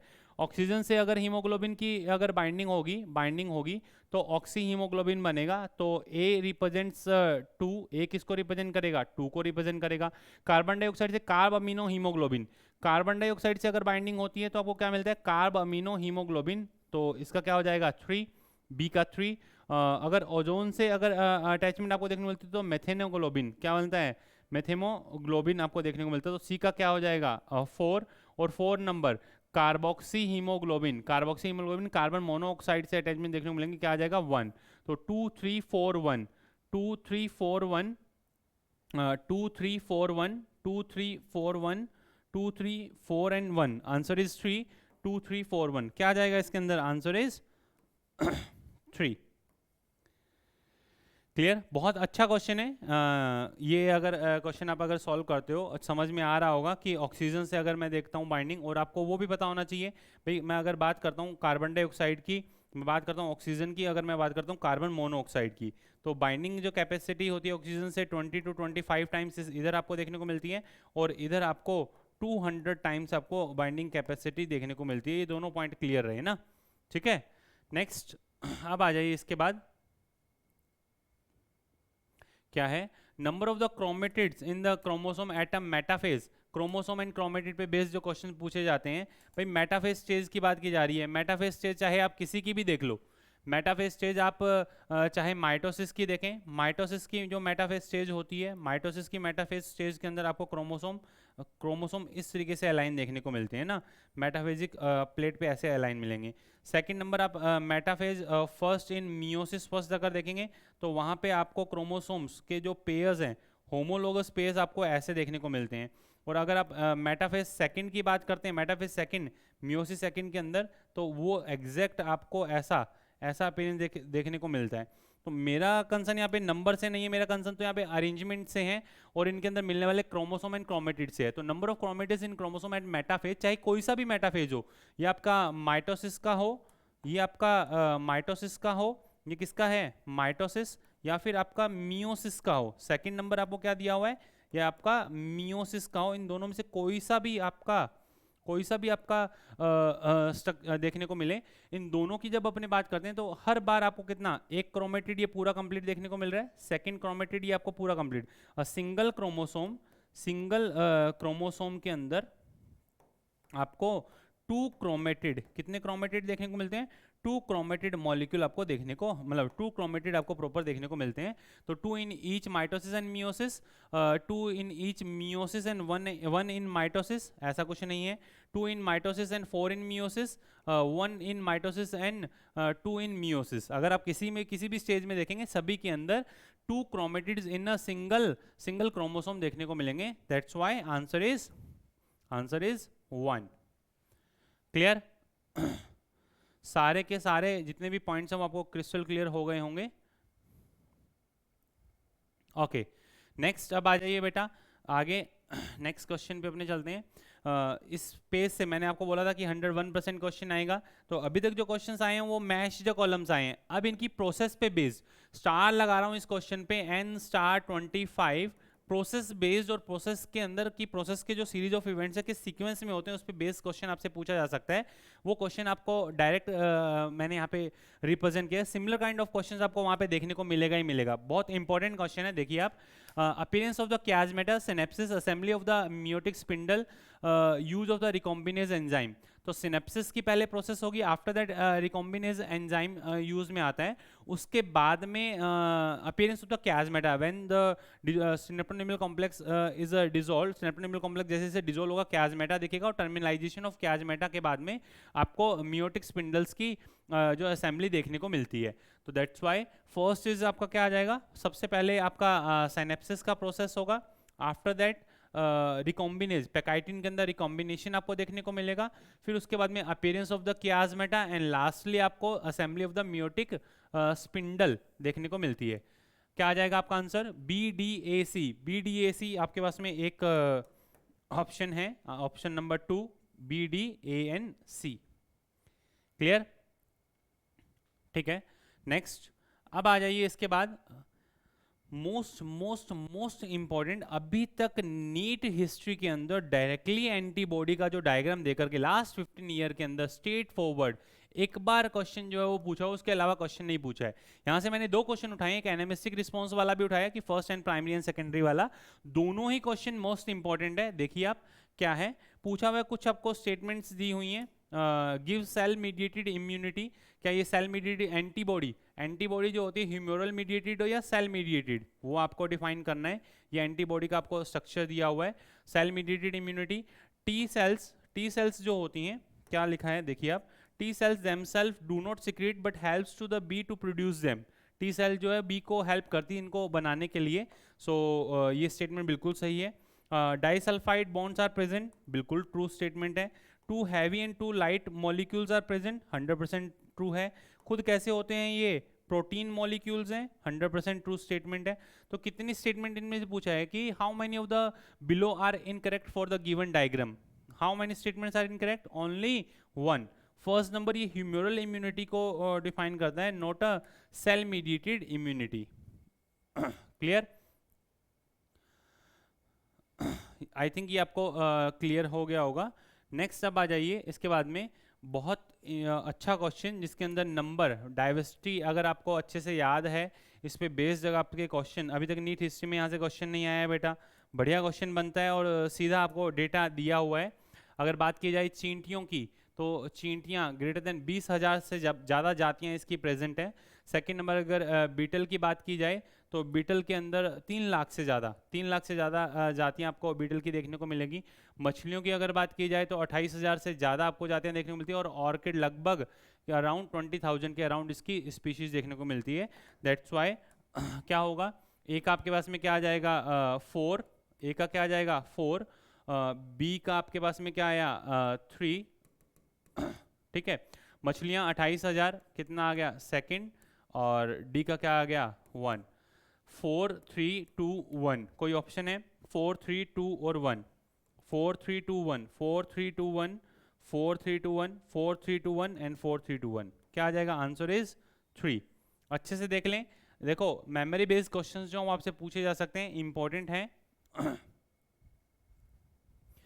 गड़बड़ मत करना। सिंपल क्वेश्चंस है बट अच्छे क्वेश्चंस आपको बताए जाने हैं, एक एक क्वेश्चंस आपको सॉल्व करने हैं ना। इधर आ जाइए, एनसीईआरटी का ये पोर्शन अगर टच नहीं किया तो फिर क्या किया, एल्गी के अंदर page number 32 and 33 old NCERT के अकॉर्डिंग 101% एक क्वेश्चन हमेशा रहता ही रहता है, ठीक है। पॉलीजेनिक इनहेरिटेंस से भी सवाल नहीं आया है, लेकिन स्टार सिंथेसिस पे पी सीट पे पॉलीजेनिक इनहेरिटेंस का सवाल जो है पूछा जा सकता है, करेंगे बात। धीरे धीरे सारी तरह के क्वेश्चंस आपके सॉल्व होंगे, बट फोकस आपका अभी देखो भाई, अगर आपने गड़बड़ की, इंपॉर्टेंट पॉइंट क्या है कि जो आपको पढ़ाया जा रहा है उसको आप एब्जॉर्ब करो अच्छे से, 4 आपके मॉक टेस्ट होंगे और ऑन डिमांड उसको मैं इंक्रीज भी कर सकता हूँ, बट डिपेंड करता है कि आपकी क्यूरियोसिटी कैसी रहती है, आपकी सिंसियरिटी कैसे रहती है। एक एक चीज़ जो ABCR याद आना स्टार्ट हो गया है बच्चों को, बहुत बढ़िया। देख के आए मुझे समीक्षा, आपने बेटा लिखा है उसको। Agar agar agar agar gelidium and gracilaria red algae से आपको देखने को मिलेगा, बिल्कुल सही है। Agar agar is obtain from the gelidium and gracilaria which is red algae, 100% true statement है। Chlorella and spirulina are use for space food. Spirulina is a blue green algae, spirulina is a blue green algae and chlorella is a green algae. ध्यान रख लेना, गड़बड़ मत करना, ठीक है। और दोनों ही स्पेस एल्गी की तरह यूज़ की जाती हैं। अभी सुनीता विलियम्स ही जानते हो ना, टैबलेट्स इसकी यूज़ की जाती हैं। उसके अलावा mannitol is stored food in Phaeophyceae, 100% true statement है। और algin and carrageenan are the products of fungi, नहीं। Algin is produce by brown algae and carrageenan is produce by red algae. Most important, A B और CR 101% यहाँ से question आने के chances है। Last year यहाँ से क्वेश्चन नहीं पूछा गया है बेटा, स्ट्रेट फॉरवर्ड क्वेश्चन नहीं पूछा गया है, गड़बड़ मत करना। स्टार लगा रहा हूँ और लिख रहा हूँ N25, दिख रहा है आपको, ये क्वेश्चन मोस्ट इंपॉर्टेंट है, स्टार क्विक। नेक्स्ट, अब आ जाइए इसके बाद, read the following statements and select the correct one. इन सभी स्टेटमेंट्स को आप रीड कीजिए और इनमें से सही स्टेटमेंट कौन सा है वो आपको चूज करना है। क्या दिया है, phloem parenchyma is absent in most of monocots, 100% true statement है। फ्लोएम पैरेन्काइमा, क्योंकि मोनोकोट के अंदर स्टोरेज के लिए तो भाई सीड चाहिए, इसी वजह से जितनी भी क्रॉप वाली जो फसलें होती हैं, मतलब जो भी अपने क्रॉप फील्ड देखने को मिलती है ना, जो भी अपने यूज़ करते हैं, वो सभी मोस्ट ऑफ मोनोकोट्स होते हैं। उनके अंदर अगर मैं पैरेन्काइमा रखूंगा, फ्लोएम पैरेन्काइमा, तो स्टोरेज उसी में ही हो जाएगा, उसके सीड इंपॉर्टेंट अपने लिए। थोड़ा सा कॉन्सेप्चुअली अब आप जाएंगे तो आपको चीज़ें क्लियर होंगी। Second number, shoot apical meristem constitute the axillary bud, बिल्कुल सही है। Phloem fibres are abundant in primary phloem, no, primary phloem के अंदर एब्सेंट देखने को मिलते हैं। और apical meristem produces dermal tissue, ground tissue and the vascular tissue, yes it may be produces dermal tissue, ground tissue and vascular tissue, बिल्कुल सही है। सो फर्स्ट स्टेटमेंट ट्रू है, सेकंड ट्रू है और फोर्थ स्टेटमेंट इसका true है, तो first second and fourth answer is 3। Clear? Next बेटा थोड़ा सा शांति रखेंगे तो ज़्यादा बेटर रहेगा, अच्छे से आप पढ़ लें, ठीक है। इधर देखिए आप, नेक्स्ट क्या है, which one of the following statement are correct among the option given below. इनमें से कौन सी स्टेटमेंट बिल्कुल सही है, ये आपसे पूछी गई है। Growth and differentiation in plants is open, 100% true statement है। 11th NCERT old NCERT page number 245 के अंदर डिफरेंशिएशन, डी डिफरेंशिएशन, री डिफरेंशिएशन का जो लास्ट पैराग्राफ वहाँ पे क्लियर कट आपको दिया हुआ है। Second, plant growth regulators are the intracellular intrinsic factor affecting the plant development. ये इंट्रिंसिक फैक्टर तो होते हैं, बट बेटा इंट्रासेलुलर नहीं है, ये इंट्रासेलुलर आपको सब्सटेंसेस देखने को मिलते हैं। इंट्रासेलुलर तो जेनेटिक मेकअप हो जाएगा ना, ठीक है। तो सेकंड इसका स्टेटमेंट कैसा होगा, गलत है। Third number, heterophylly in cotton and an example of plasticity, yes, alternative pathway अगर वो डेवलपमेंट के अंदर फॉलो करते हैं तो उसको प्लास्टिसिटी कंसीडर करते हैं, बिल्कुल सही है। Next, sigmoid growth curve is a characteristics of the living organism growing in the natural environment, yes, क्योंकि resources रहते हैं limited, तो आपको sigmoidal curve देखने को मिलेगा ही मिलेगा, 100% ट्रू है। तो सेकंड स्टेटमेंट क्या हुआ इसका गलत, फर्स्ट सही है एंड लास्ट भी क्या है इसका सही, तो 1, 3 एंड 4 आंसर इज 3। क्या आ जाएगा इसका आंसर, 3। क्लियर? नेक्स्ट देखिए आप, which one of the following modification are necessary for most of eukaryotes RNA processing। RNA processing पे बेटा एक क्वेश्चन आपको RNA RMT आप याद रख सकते हो, rRNA mRNA tRNA RNA polymerase 1, 2 and 3 से। दूसरा थर्ड वाला जो होता है वो 5S rRNA भी बनाता है, तो rRNA तो जो है 1 और 3 दोनों से बनते हैं, ये गड़बड़ मत करना, इंपॉर्टेंट है पेपर के अंदर। स्टूडेंट नंबर ऑफ स्टूडेंट्स जो वो गड़बड़ करते हैं।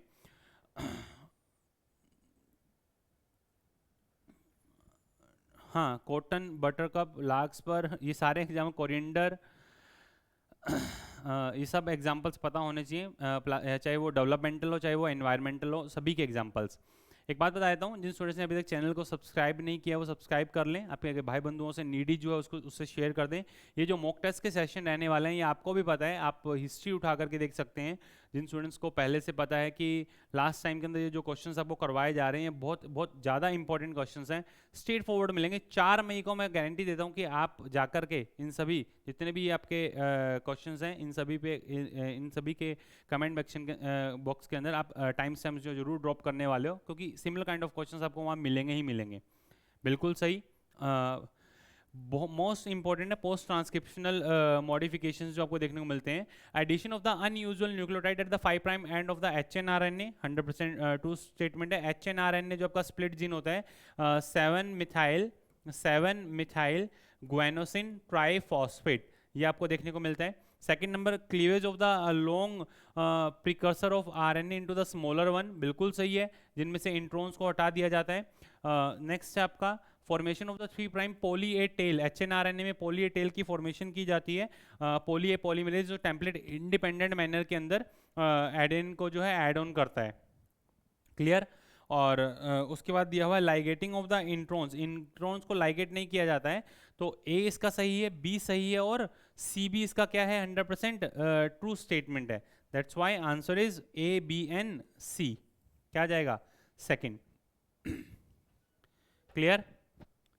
नेक्स्ट अब आ जाइए, कुछ क्वेश्चंस ही रहे हैं बेटा, 50 के बाद में 2 क्वेश्चंस मैं आपको रिप्रेजेंट करूंगा, इंपॉर्टेंट है।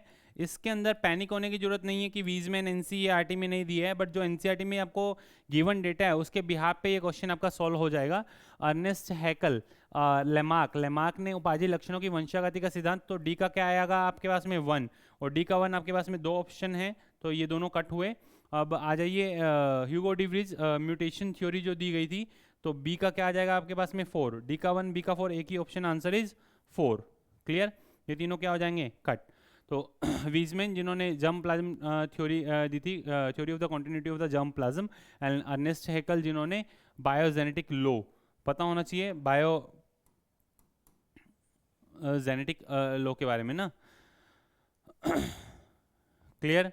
नेक्स्ट अब आ जाइए अमीनो एसिड 11th एनसीईआरटी के अंदर chapter number 9 biomolecule, page number 144 पे आपको सेकंड पैराग्राफ के अंदर कुछ एक aromatic amino acid acidic basic के दिए हुए हैं नेम, वहीं सेम आपको केमिस्ट्री की बायोमोलिक्यूल में भी ये सारे पॉइंट दिए हुए हैं, अच्छे से देखना क्या है।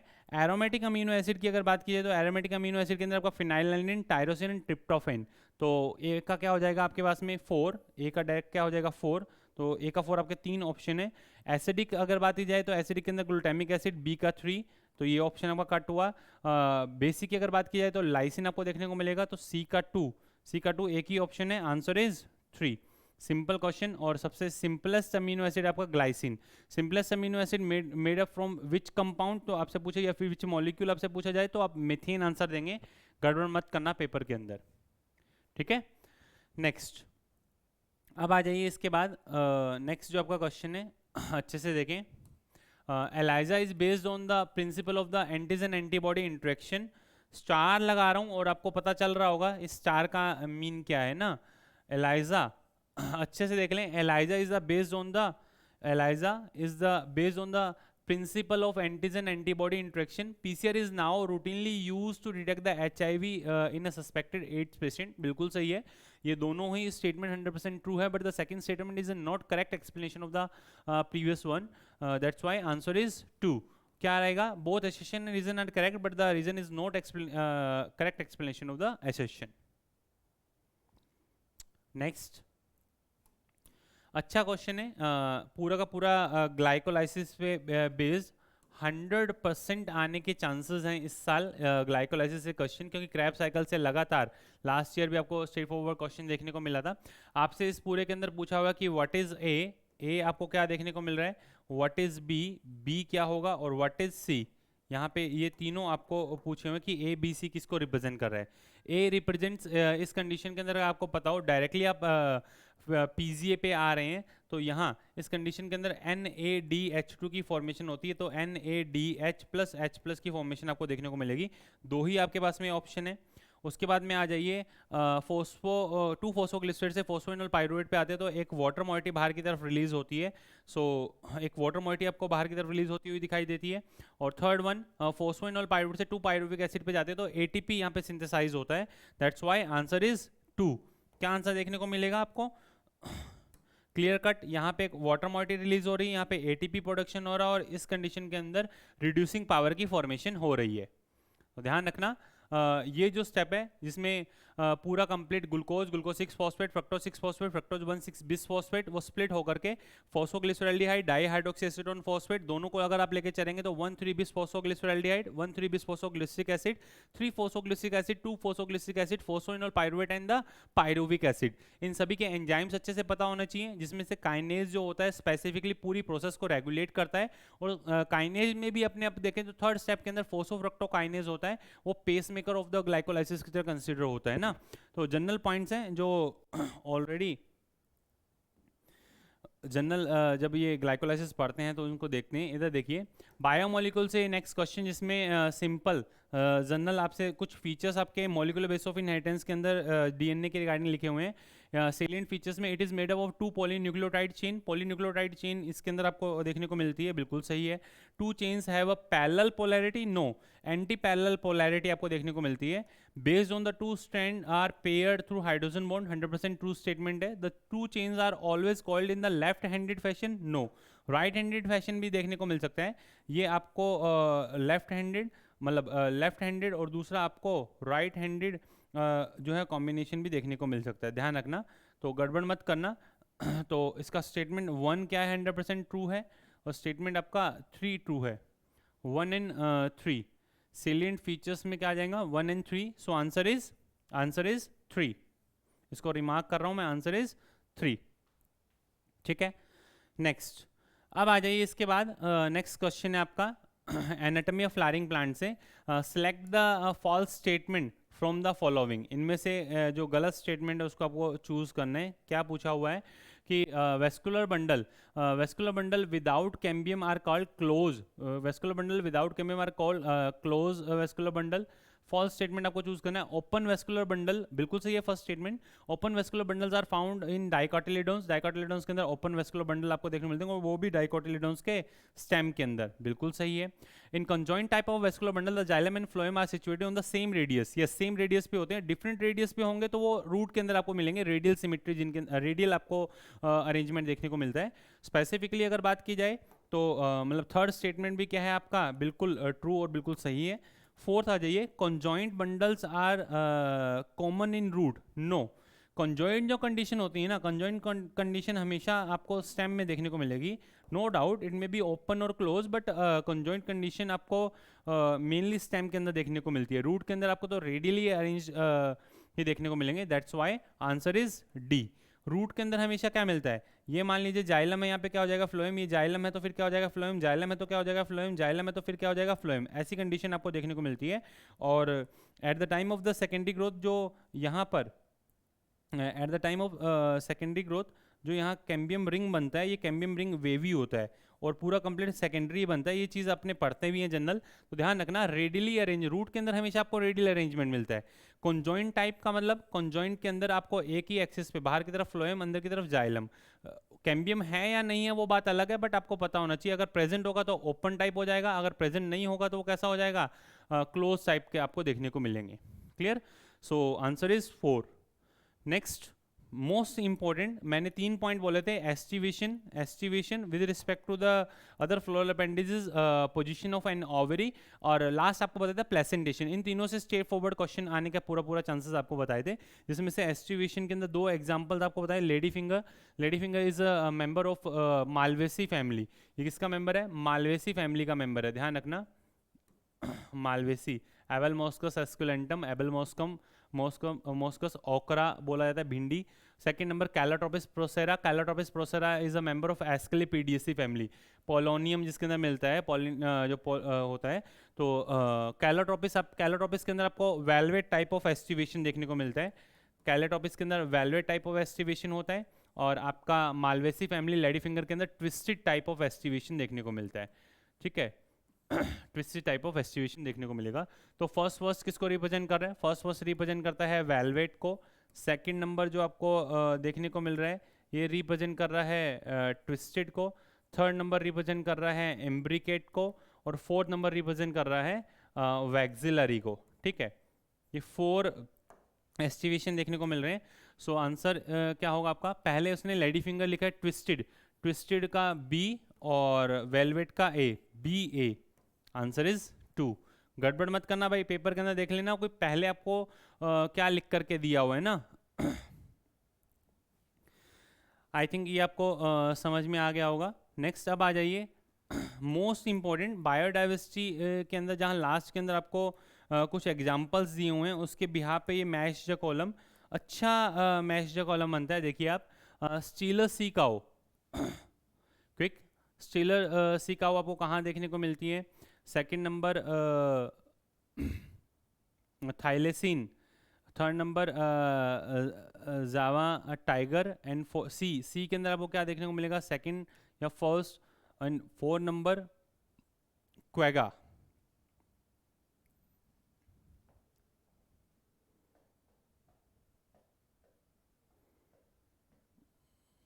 स्टीलर सी काउ,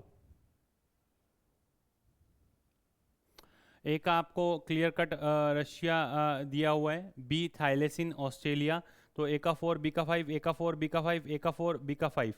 आपको ये देखो मॉरिशस की तो डोडो है, तो ए का 3 तो हो ही नहीं सकता, ठीक है।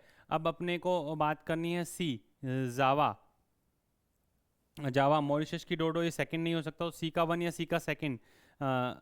जावेन टाइगर क्या इंडोनेशिया के अंदर, बिल्कुल सही है, और क्वेगा अफ्रीका, तो क्या आ जाएगा आपका सी का सेकंड और डी का 1, आंसर इज 1। क्लियर? बिल्कुल सही है बेटा, अच्छे से देख लेना। Match the column important, match the column है, जहां से स्ट्रेट फॉरवर्ड क्वेश्चन आने के पूरे चांसेस है ना। स्टार लगा रहा हूँ, जिन जिन पे स्टार लगाया वो ध्यान रखना, क्वेश्चन स्ट्रेट फॉरवर्ड। बताना है आपको, बेटा नहीं होता बट पोता होता है, वही सन नहीं है बट ग्रैंड सन है, फादर नहीं है बट ग्रैंड फादर है, वो कहानी किसके अंदर देखने को मिलती है? इसमें फीमेल के अंदर 32 आफ्टर मियोसिस के बाद में जो गैमेट्स बनते हैं 16 एंड 16, ये 16 एंड 16 डायरेक्टली अगर मेल में कन्वर्ट हो सकते हैं, दिख रहा है आपको, और मेल के अंदर माइटोसिस के थ्रू जो है नंबर ऑफ प्रोजेनी प्रोड्यूस की जाती है। अगर समझ में आ रहा होगा आपको, क्विक जल्दी से आंसर दें, किसको डिफाइन करता है ये? बिल्कुल सही बेटा, B option is correct. NCERT के अंदर ये दिया हुआ है, अभी तक नीट एग्जाम के अंदर इस पे स्पेसिफिक जो है क्वेश्चन नहीं पूछा गया है, इस वजह से ये क्वेश्चन उठाया गया। सेक्स डिटर्मिनेशन पे नंबर ऑफ क्वेश्चंस पूछे गए हैं, हर बार आता है जेड जेड जेड डब्ल्यू पे आता है, ड्रोसोफिला में क्या है, ग्रास ओपर में क्या है, एक्सो कंडीशन किसमें मिलती है, वो सारी कंडीशन पूछ जाती है। अभी तक स्पेसिफिकली आपका बी पे क्वेश्चन नहीं पूछा गया है, ये क्वेश्चन आपके सामने है। अब आ जाइए नेक्स्ट, कुछ क्वेश्चन से रिमेनिंग है, जिनमें से 2 क्वेश्चंस मैं आपको खुद से करने के लिए दूंगा, और 1 2 3 4 5 एंड 6 क्वेश्चंस मैं आपको और सॉल्व करवाने वाला हूँ। इधर देखिए, बहुत बढ़िया क्वेश्चंस हैं जिनमें स्टूडेंट अच्छे से घूम जाता है। पहला प्रोलिफरेशन फेज, प्रोलिफरेशन जो फेज होती है वो होती है 6 to 13 डेज तक। तो ए के अंदर आपको क्या देखने को मिलेगा? ए के अंदर डी, यहाँ लिख रहा हूँ मैं, ए के साथ आपको क्या देखने को मिलेगा? डी। सिक्रेटरी फेज, इसमें आपको जनरल प्रोजेस्टेरोन एस्ट्रोजन जो है सिक्रीशन देखने को मिलता है। सिक्रेटरी फेज तो ये 15 to 28 डेज के अंदर देखने को मिलेगी, तो बी के साथ में क्या मिलेगा? सी। ब्लीडिंग जो फेज है वो कौन सी होती है? स्टार्टिंग फेज 1 to 5 डे की, तो सी के साथ में क्या आ जाएगा आपका स्पेसिफिकली बी। और ओव्यूलेटरी फेज जो होती है वो 14 नंबर डे, तो डी के साथ में क्या आ जाएगा? ए। तो पहले सबसे पहले तो ये ढूंढने की कोशिश करें, A D B C C B और D A. D A first में भी है, और सेकंड नंबर के अंदर ए डी, ये गलत हुआ। थर्ड नंबर में बी सी बी और डी ए थर्ड में भी है। ए डी बी बी, ये आपका गलत हुआ। क्लियर? अब आ जाइए release of the secondary oocyte 14 number day पे ओवुलेशन के टाइम में होता है, तो DA4 किसके अंदर है? आपके थर्ड नंबर ऑप्शन के अंदर। आप देखें A D second, A D और second development of the Graafian follicles at the proliferative phase के अंदर होता है। Second number BC1 secretary phase के अंदर 15 to 28 और formation of the corpus luteum takes place, बिल्कुल सही है। थर्ड नंबर अगर अपने बात करें जो ब्लीडिंग फेज होती है, ब्लीडिंग फेज के अंदर बी 1 to 5 नंबर डेज आपको इसके अंदर देखने को मिलता है। और 3 शेडिंग ऑफ द स्ट्रेटम फंक्शनैलिस, ये आपको देखने जो लेयर रप्चर होकर के रिलीज आउट होती है।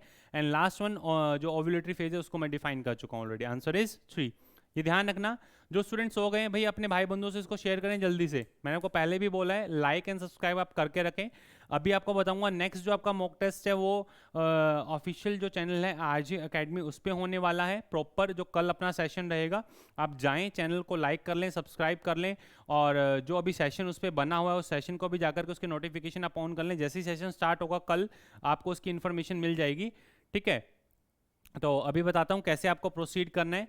इस पूरे सेशन की जो पीडीएफ है आपको मित्तल सर बायोलॉजी टेलीग्राम जो चैनल है उस पर मिल जाएगी, और वो चैनल का जो लिंक है वो इसी सेशन के कमेंट सेक्शन के अंदर अभी मैं पिन कर दूंगा, आपको मिल जाएगा।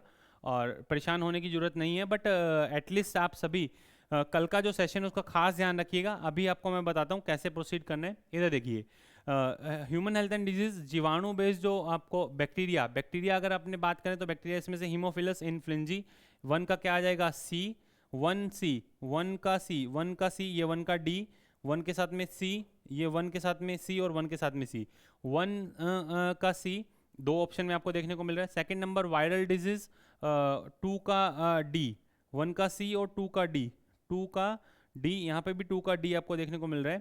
थर्ड नंबर अगर बात की जाए तो प्रोटोजोनल प्लाज्मोडियम 3A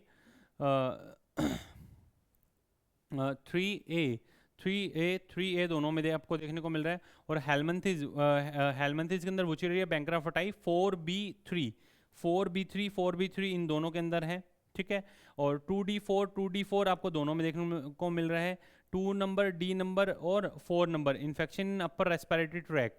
और जो प्रोटोजोन्स का प्लाज्मोडियम आपको देखने को मिलता है, और हेलमंथिस इधर प्रोटोजोन्स के अंदर प्लाज्मोडियम फीवर विद चिल।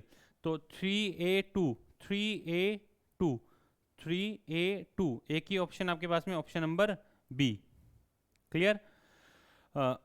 और जो 1 नंबर, सी नंबर और हीमोफिलस इन्फ्लुएंजा के अंदर लंग्स के अंदर आपको इन्फेक्शन देखने को मिल जाएगा। क्या आएगा आंसर? Answer is 3। गड़बड़ मत करना बेटा, दोबारा से देख लो। 2D4 ये बिल्कुल सही है।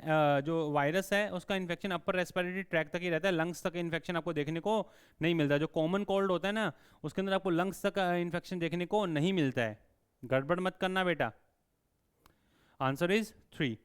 नेक्स्ट अब आ जाइए, इसके बाद इंपॉर्टेंट मैंने आपको बोला था कि एंटीबॉडी से सेकंड क्वेश्चन भी आपका रहेगा। प्राइमरी रिस्पॉन्स इस कंपैरेटिवली कैसा रहता है? Primary response which is of a low intensity subsequent encounter with the same pathogen illicit high and the जो है इंटेंसिफाइड। जो सेकंड नंबर आपका सेकेंडरी रिस्पॉन्स देखने को मिलेगा। तो सबसे पहले जो रिस्पॉन्स रहता है वो कैसा रहता है? लो इंटेंसिटी का रहता है। एंड सेकेंड जो होता है वो कैसा रहता है? हाई इंटेंसिफाइड सेकेंडरी रिस्पॉन्स आपको देखने को मिलता है। तो फर्स्ट क्या आ जाएगा? लो, सेकंड आपका high and third number secondary response. So answer is 3। Important question है। नेक्स्ट देखिए, 101% मैं स्टार मार्क कर रहा हूं। और NCERT 11th NCERT chapter number 9 biomolecule table number 9.4 किसी भी तरीके से इसके क्वेश्चन जो है पूछे जा सकते हैं। इंपॉर्टेंट है। परसेंटेज अगर आप देखें सबसे ज़्यादा परसेंटेज आपको वाटर, आफ्टर दैट प्रोटीन के अंदर 10 to 15%। ए का आपको 3 देखने को मिल रहा है, तो ए का 3 दो ऑप्शन है। Second number nucleic acid 5 to 7%, तो डी का 1, ए का 3 और डी का 1, ए का 3 डी का 1 ऑप्शन आपके पास में एक ही है। बी का सेकंड। और लिपिड्स आपको कितने परसेंट? 2% आपको देखने को मिलते हैं। That's why answer is 2। Clear. Next अब आ जाइए लास्ट 2 क्वेश्चंस, उसके बाद 2 क्वेश्चंस आप लोगों के लिए रखें। ये कुछ टर्म्स हैं जो आपके biotechnology and its application chapters के। देखिए आप, बायोपायरेसी क्या होती है? अगर बायोपायरेसी वही है कि right granted for the biological entities illegal अगर एक्सप्लॉयटेशन हो बायोलॉजिकल मटेरियल का, तो वो क्या है आपका बायोपायरेसी के अंदर जाता है।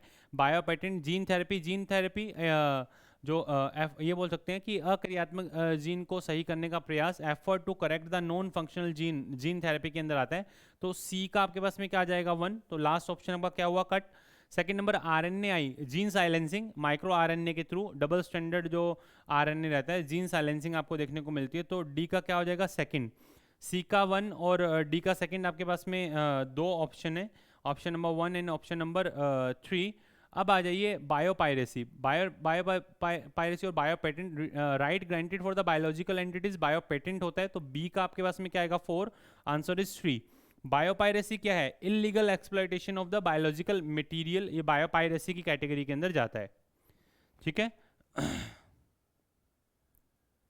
सर पूरे क्वेश्चंस कंप्लीट करवा दीजिए प्लीज़। बेटा करवा देंगे, 2 क्वेश्चन ही हैं बट वो आप लोगों को सॉल्व करने के, चलो एक क्वेश्चन दूंगा, 2 नहीं 1 क्वेश्चन दूंगा आपको सॉल्व करने के लिए, बट एक तो दूंगा। ऐसे में बेटा आप बैठे रहते हो और सॉल्व करते नहीं हो।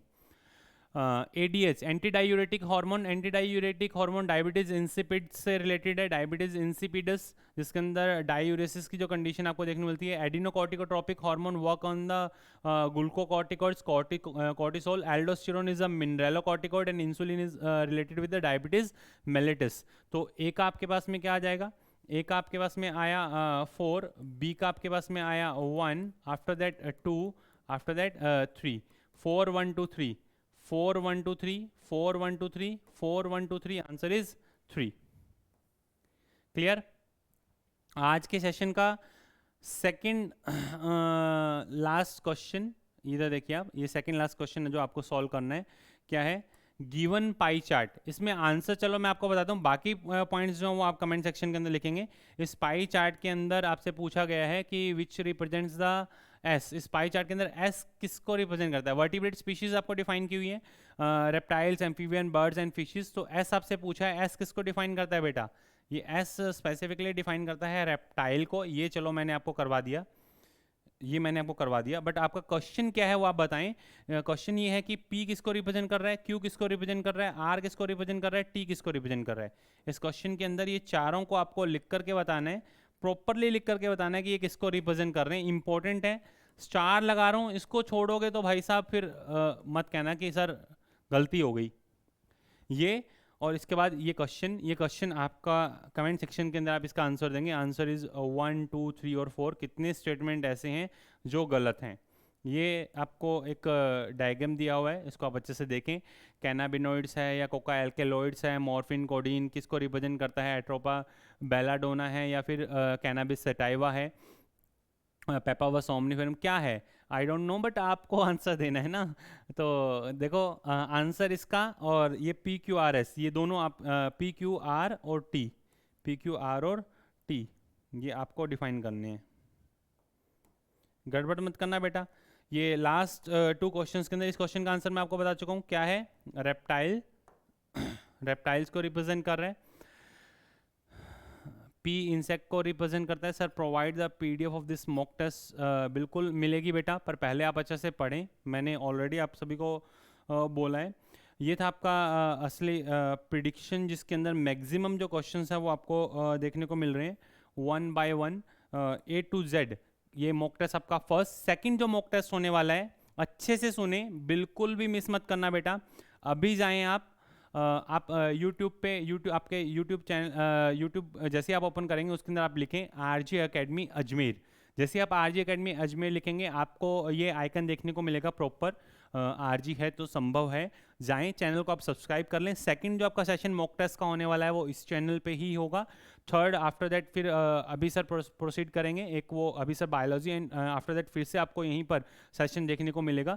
ये सेशन बहुत इंपॉर्टेंट रहने वाले हैं। आप कहेंगे सर ये जिग जैग क्यों चल रहा है? क्योंकि कहीं पर भी किसी भी स्टूडेंट को प्रॉब्लम नहीं हो, क्योंकि इस चैनल से भी काफ़ी सारे स्टूडेंट्स जुड़े हुए हैं, वो भी चाहते हैं कि हम डायरेक्टली यहाँ पे लाइव देखें, उनके पास नोटिफिकेशन इसी के थ्रू जाता है।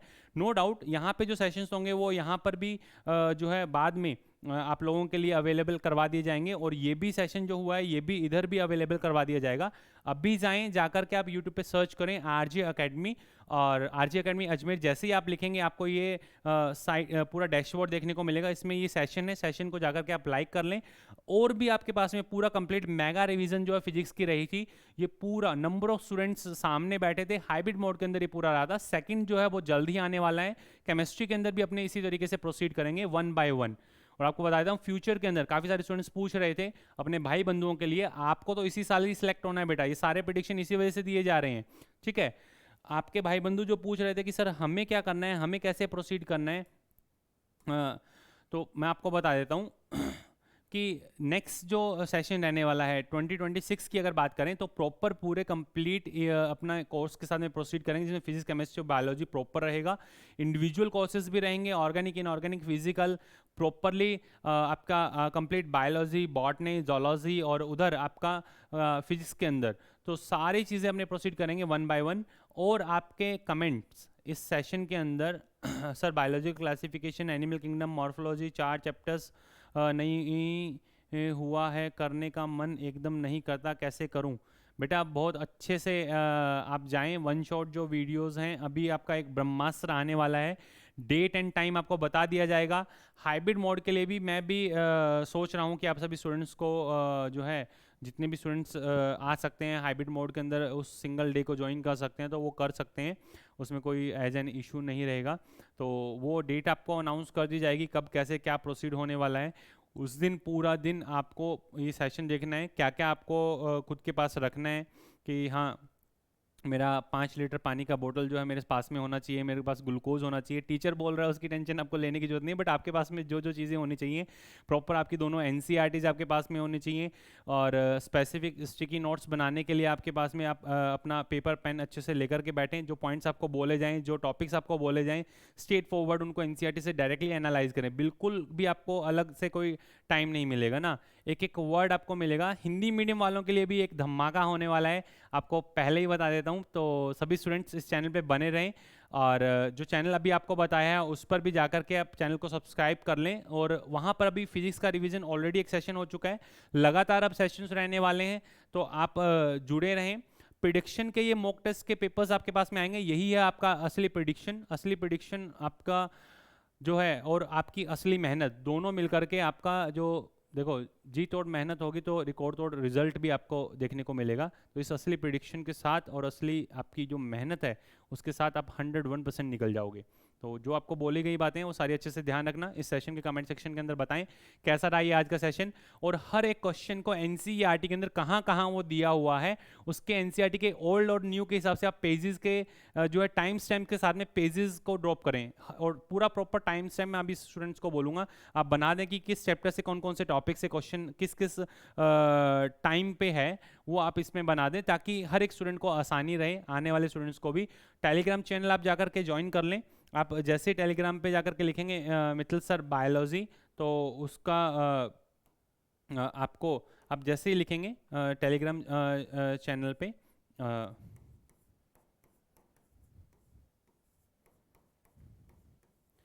ठीक है, तो आपको